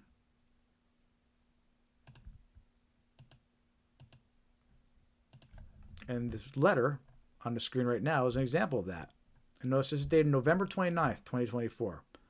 So this letter was circulating late last year, and I'm sure it's still circulating. So it's recent. And you can see how this letter tries to look legit. It has law office's name across the top. It has law office's logo. They try to look very professional and believable. And basically, it claims that someone sharing your last name passed away, and there's a $10 million inheritance. And since you share the same last name, you're entitled to that inheritance. And the supposed law office is offering to take care of it all for you, for small fees. But this is a scam. What really happens is they're going to try to get you to pay taxes or other fees, and then they steal all that. And you'll pay a lot of money thinking you're going to get $10 million. You just got to pay taxes before you get it. Okay, you give them $1 million, boom, they're gone. You don't get anything. They stole all the money. So that's how this fake inheritance scam works. And what's interesting about this actual letter, because again, this is a physical snail mail letter received, fairly recent. The names used matched. The person it was sent to, dear, I blanked them out, but the person it was sent to, the last name was made to match the last name of the client. So this letter is being sent out. It's an identical letter, but the names are just being changed to match on each version of this letter that gets sent out. When we Googled this letter, just to research it a little bit, multiple people reported getting the exact same letter. Word for word. It's just the names were different. So this is a common scam. It's being sent out. The example I'm showing you is fairly recent. And notice one of the red flags on it. They're offering to expedite the process in a highly professional and confidential manner. Right, red flag. They're asking to be confidential. I will provide all relevant documents to substantiate your claim. This claim requires a high level of confidentiality. Right, so there's another mention of confidentiality. That's one of the red flags. Again, they want you to stay quiet about this. They don't want you to talk to anybody about this. You start running around telling people some dead relative you never met is leaving you $1 million. Someone's going to say, hey, listen, that's a scam, man. That's an inheritance scam. So they want you to stay quiet. That's why they mention in these letters, they request confidentiality. So this is an example of an inheritance scam. A snail mail version. This letter was actually received in the post, through the postal service in in someone's mailbox.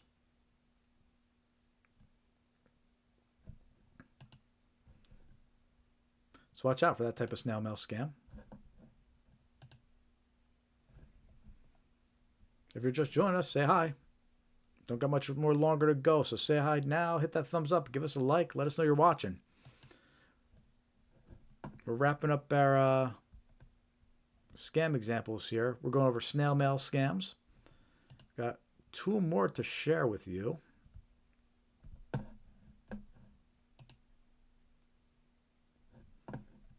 We're going to keep on going here. So next scam,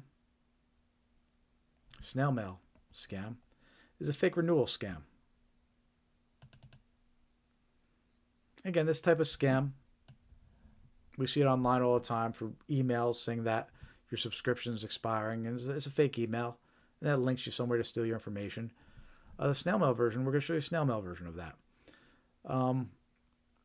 But basically, fake renewal scams or subscription scams, they might be known as. Victims are notified about renewals for subscriptions they don't have and prompted to provide payment information to cancel. Scammers use this to steal funds. That, or they just hope you pay it and they steal your information, which is actually pretty common.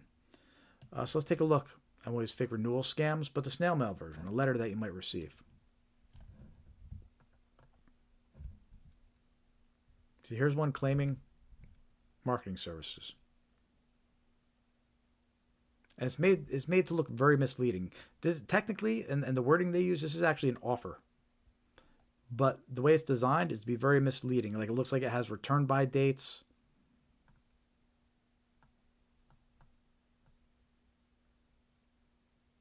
And expiration dates, etc. In this case, it's just for a website owner. Businesses get targeted with these a lot. And a lot of times the businesses will just say, oh, it's a $280 payment, and they'll just write it. They'll just think they're renewing a service and write the payment or make the payment. But this is actually a scam. They're trying to trick you into paying for this. They're trying to trick you by making you think it's a renewal. Oh my God, I got to pay this renewal for July 26th. I don't know what it is, but it's got a due date, so I better pay it.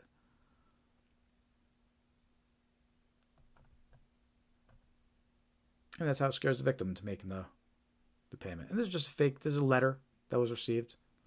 It was sent out to a website owner. That information is public a lot of times. So, but it's an example of a fake renewal, or at least misleading snail mail scam that looks like a renewal to trick you into paying.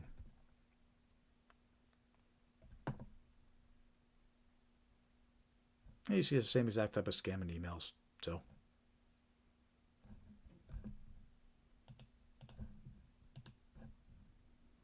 Let me know if you ever gotten these in the chat. I want to hear experiences too. If you're just joining us, share experiences. Let us know what scams you're encountering, which ones you've seen people fall for, red flags you're watching out for. Let us know in the chat.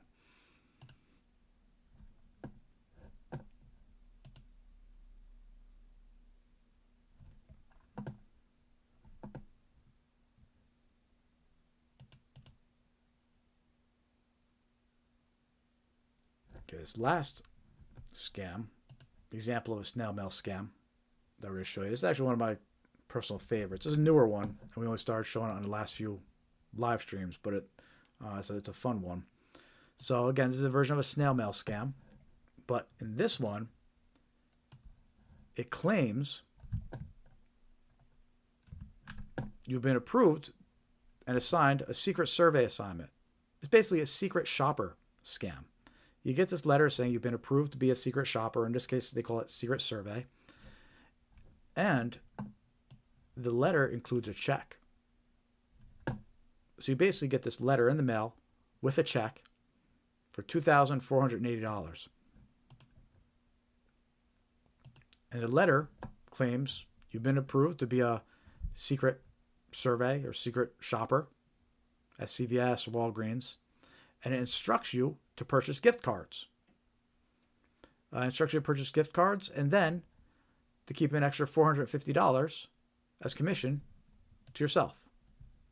So it's basically having you spend $2,000 on gift cards as a secret shopper. And for that, you're going to get to keep $450. But the way the scam works is the check never clears. It's not a real check. It bounces. So you'll spend your own money. You end up purchasing these gift cards. You'll provide them to scammers. And then the check doesn't clear. You're out of the money. And the scammers have $2,000 worth of gift cards that they tricked you into purchasing. It's a pretty clever scam. It has that incentive. People think they're going to make a quick $450. They see the check. The check is included with the letter. So they think, oh, wow, I got a check here. It looks legit. But the check will never clear. And any gift cards you purchase and send, you're going to get stuck eating the costs.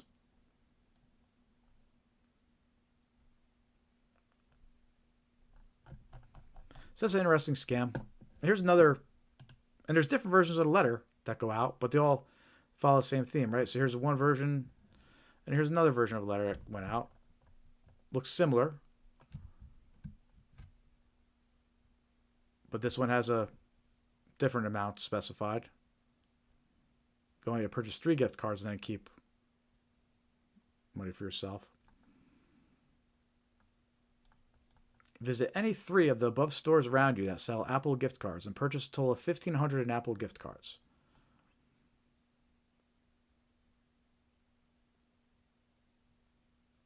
But again, the check will never clear. And you'll be out of the money. And that's basically a secret shopper / secret survey scam is what the physical letters actually call it. But that's a version of a snail mail scam that's common and circulating right now.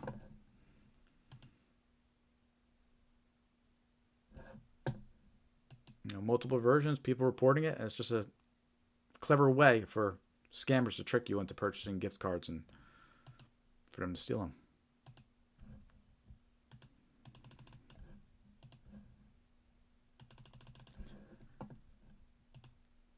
All right, so that's we're getting there for almost the end of this live stream. That's all the common types of scams that we have to go over. We went over 20 different types of common scams, 5 red flags to watch out for. We showed you the tools and software section on our website here, which again, definitely check out the tools and software section on Scamware 101 and use the data breach lookup tools. The first 4 links, they're the most important out of all of them. You know, see what that is out there about you. And now for this last portion of the live stream, I'd like to spend a little time checking out the AARP scam tracker map, which again is on the tools and resources page, scamware101.com. We have links to that at the bottom of the page here.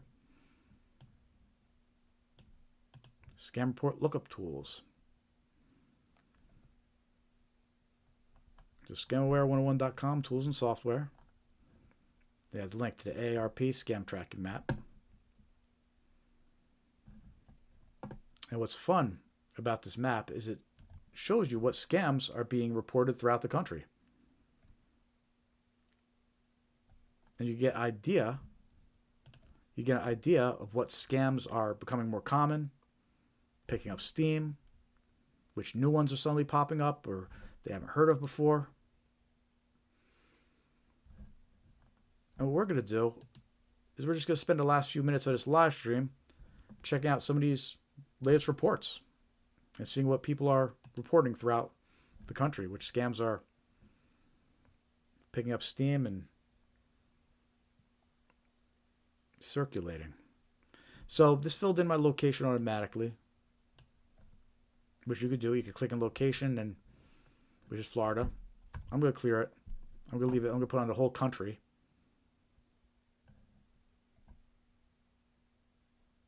And it's sorted by most recent. So let's take a look at the recent ones. And we're going to look throughout the entire country here. Sent money to a Green Dot card. A week later, I got a call from Green Dot wanting my last social. Let's see. So, you know, some of the reports don't get as much detail as you'd like, but so we'll see what this guy's saying.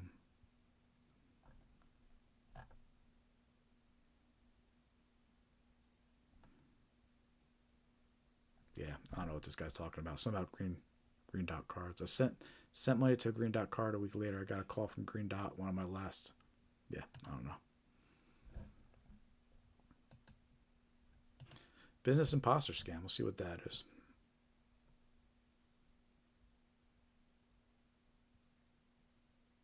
Several different company names. As soon as you place your order, they immediately charge your account and you never hear from them again. More details would have been nice, but that reminds us a little bit about the fake retail website scam we talked about. You know, they try to get you for, they say just pay shipping. They never get the item and they're actually stealing your credit card details. Oh, here we go. Business imposter scam. This one's interesting. This is exactly like it sounds like the Comcast voicemail that I just played for you for the fake discount recordings. So this person says, got a voicemail from someone claiming to be from DirecTV, offering a 50% discount for existing subscribers. But I had to call back to the number of the caller. I didn't call back because after calling DirecTV directly, I was told that this was most likely a phishing scam. There you go. So that's, we played the Comcast version of this, saying that your 50% discount was going to expire. And here's somebody reporting a DirecTV version of that, which again, it just goes to show it doesn't matter which company you use, they just target all of them.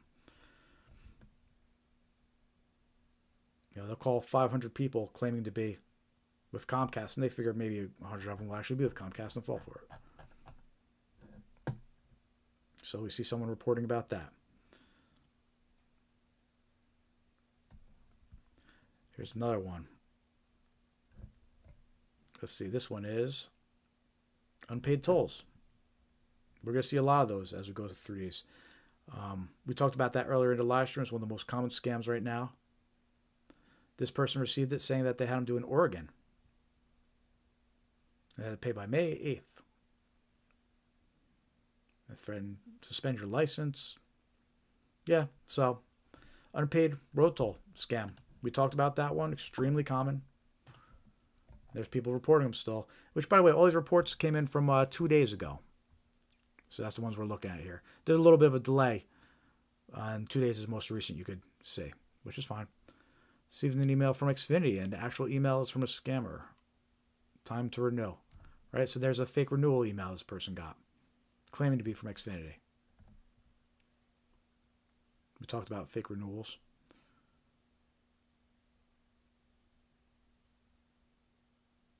Got a phone call saying it was Sergeant Mike Andrews, badge number blah, blah, blah, from the Sheriff's Department. Oh, this is a warrant scam. Let's see. Saying I missed a court appearance for jury duty. He said that I signed for a certified letter, blah, blah, blah. Well, I won't blah, blah, blah. Let me read the details of this. This is actually some good details. So this person reported, this is a fake arrest warrant scam, right? And we opened up our live stream with that scam. I think it was the first scam we opened up with today. It was a fake arrest warrant scam. We talked about these scammers. They call, they impersonate sheriff's office, and the phone number will even show the sheriff's office number sometimes. But they claim that there's an arrest warrant out for your arrest, and a lot of times they'll say it's for missing jury duty. Right? We talked about that scam. We actually did a video about that scam, which you could check out on our YouTube channel. And yeah, it's a very common scam. These fake arrest warrant scams. So this person reported it, and he actually gave some details about what he was told. So let's see what he said. Got a phone call from 727 saying he was Sergeant Mike Andrews, badge number 7483 from County Sheriff Department, saying that I missed a court appearance for jury duty. So this follows that whole narrative. He gets a phone call claiming to be from Sheriff's Department. You missed jury duty. He said that I signed for a certified letter that I never received. He said I had 2 charges against me at $750 each for a total of $1,500. I was also told that I could be put in jail for 72-hour hold if I don't pay the fine. He has me so upset that he didn't care that I was upset and was asking him how I could trust what he was saying, etc. I ended up hanging up on him and blocking the number. I called the number back a day after, and there was even a voicemail for Sergeant Mike Andrews. Right, so you need to watch out for these scams. And when they called back, it could have been a scammer. It probably was a scammer, actually. So watch out for these fake arrest warrant scams. They're still going on. They're going to call you up. They're going to say you missed jury duty. They're going to claim to be from the Sheriff's Department. And we went over that one. We have a video about that. Let's see what other scams are being reported here. PayPal Loan Company. Skip that one. Watch out for PayPal emails too. Be suspicious of PayPal emails. A lot of times they're saying You made a payment, but it's fake. You didn't make a payment.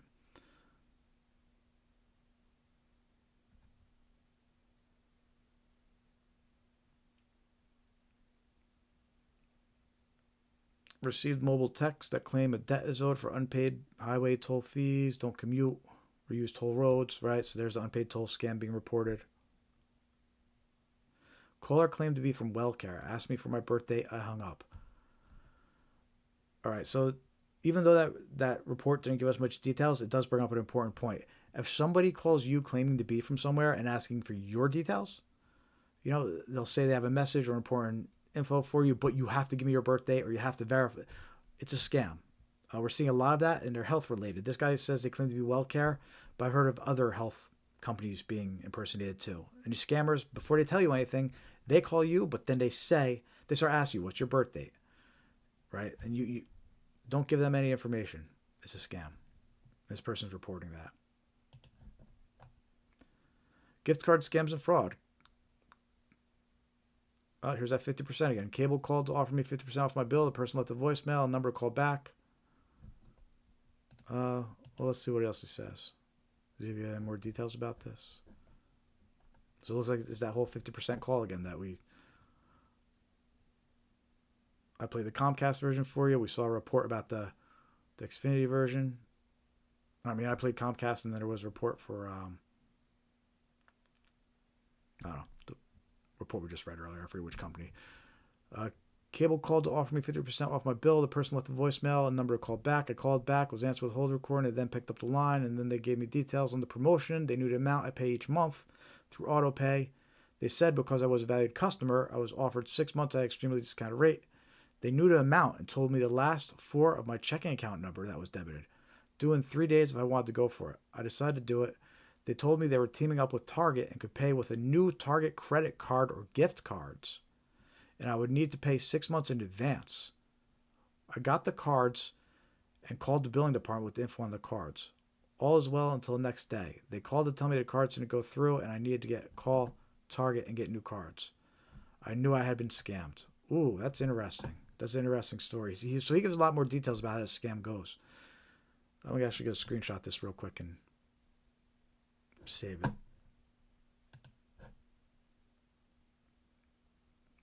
So that looks like it's where that 50% phone call scam ends up.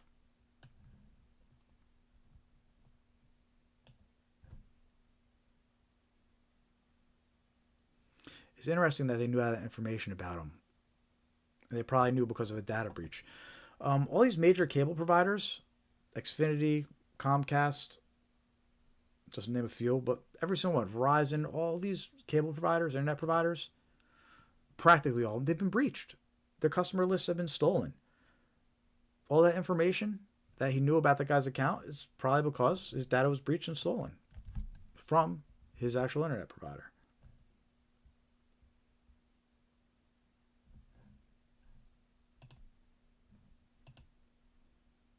Bear with me 1 sec. I'm just saving this guy's notes about that because that was a good description here.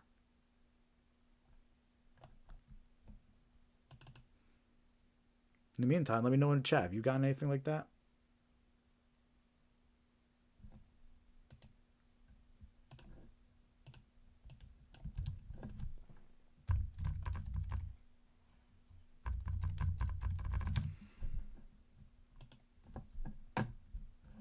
Okay. Anyway, let's keep going here. We'll go for another 5 minutes. We're seeing a lot of good scams, and it's confirming that we're focusing on a lot of recent scams that are important to know about. A bunch of these match up with videos we've done and what we've talked about tonight, which is good. Unpaid highway toll. Yep, we talked about that one. Call asking me to prove purchase of an iPhone. I did not order that. There we go. We went over that. That's an example of a fake order notification. And we played a couple phone calls where they call up and they claim you made a purchase, and that's what he's reporting. He received a call claiming he purchased an iPhone. It was a trick. It's trying to get him to call a scammer to dispute it.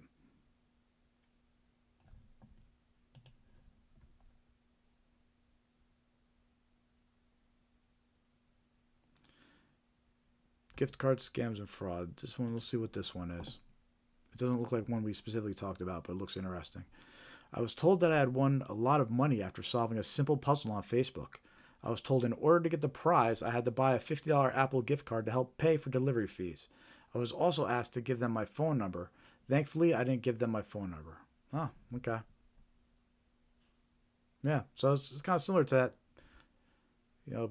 Get a free $50 gift card, just pay for delivery fees, or get any free item, just pay for shipping. Same deal. And in this case, it was a little fake lottery thing that he did on Facebook, which is an interesting way to deliver it.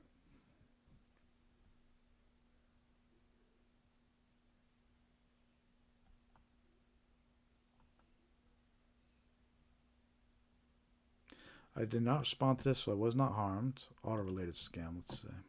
This is an unpaid toll scam. Tennessee Department of Safety and Homeland Security. Final notice. This is your final official notice from the Tennessee Department of Safety and Homeland Security, Driver Services Division, regarding an unpaid toll. All that for an unpaid toll. See what I'm talking about? The different variations of these unpaid toll messages. There's so many different versions of this message going around, and now this one's claimed to be from Homeland Security regarding an unpaid toll. It's ridiculous.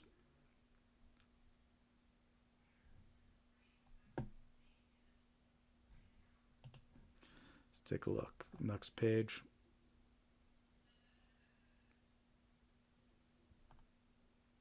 Cryptocurrency scams and fraud. I got a wrong text. Yeah, here we go. Let's see. We talked about wrong number text messages. Let's see where this guy's story goes. I got a wrong text, and when notifying the person, they became very friendly and invited me to their home in Southern California, even stating her butler would pick me up at the airport. She then described her occupation as dealing in cryptocurrency and gold. Be wary of any overly friendly people who contact you by accident and immediately boast about their wealth. Interesting. I would have loved to have more details about that, but the point is it starts with a wrong number scam, and that's the scam that we talked about, and we have a video about that. And that's the video that we have almost 98,000 views on.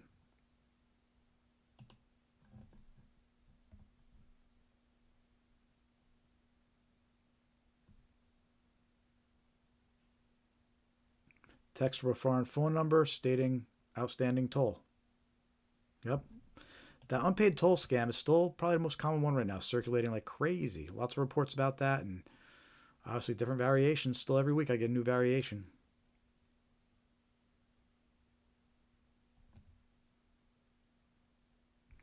Got a text saying Apple transaction was charged and the call.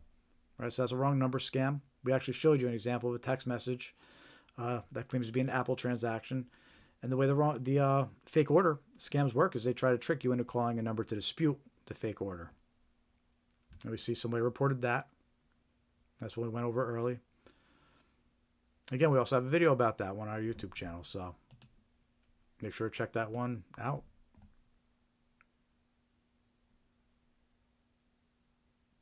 Got a call that tried to pull my banking info, pretend to be Chase. Called them on it, and they hung up on me. Yeah, bank impersonation. Talked about those. Watch out for that. Even if the phone number shows the bank's phone number, you can't trust it. Be suspicious.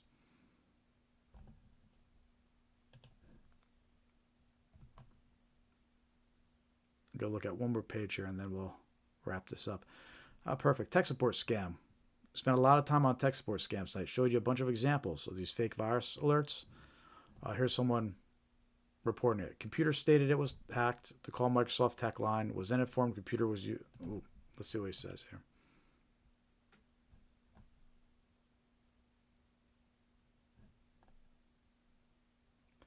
Was then informed computer was used for, I'm not going to say that because I don't want to get banned from YouTube. FTC would file charges if payment of $5,000 was not made immediately. Time was running out. This had to handle it. Don't tell anyone what's going on. Don't call anybody. Very interesting. So basically what happened was this person got the pop-ups. Computer was hacked, and it called Microsoft. So in this case, it sounds like it said his computer was hacked. And then they told him his computer was used for illegal things, and he was going to be fined $5,000. They told him he had to pay $5,000 to make the charges go away.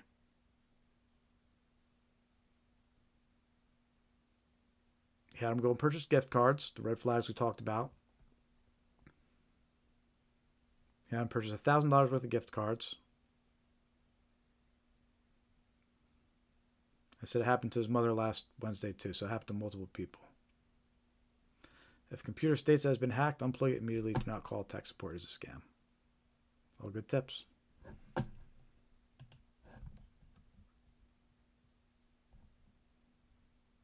might save this guy's report too here. Because a good example of the narrative they give you once you call them.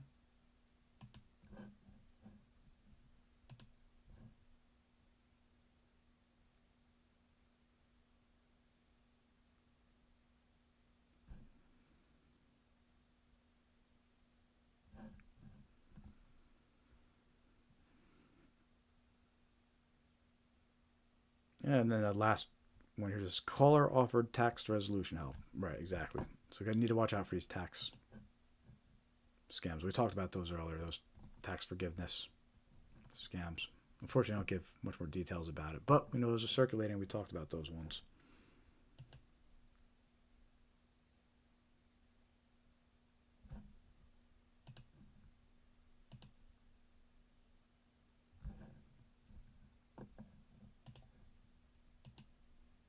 Yeah, so that was the AARP scam tracking map. We have a link to that on scamaware101.com. We have a link on our tools and software page. It's actually all the way at the bottom there. So check that out. And while you're on our website, make sure to join the free mailing list by clicking Join Mailing List. You can also follow us on your favorite social media pages. Facebook, Threads, Instagram, X, Blue Sky.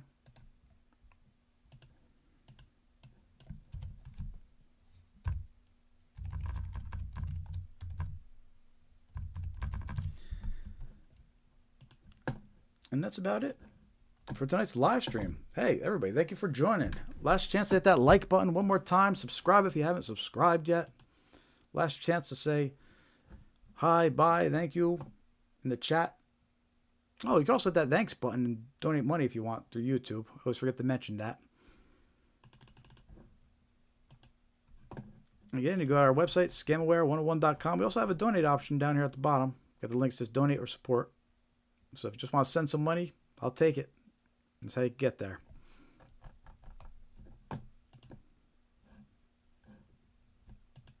Make sure to join our free mailing list, scamaware101.com.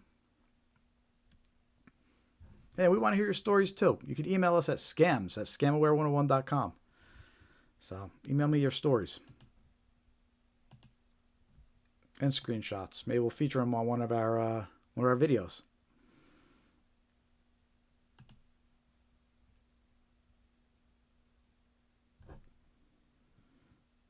All right, everybody, one more time. Thank you for joining us.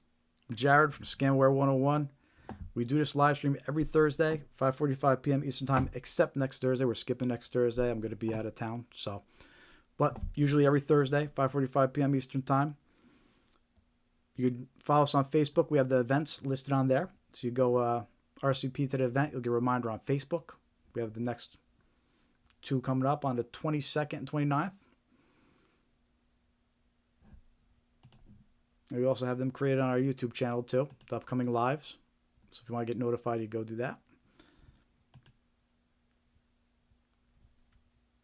And thanks again for watching. We appreciate the support, helping spread the word, helping share our videos, subscribing to our YouTube channel, the likes, all that stuff really does help.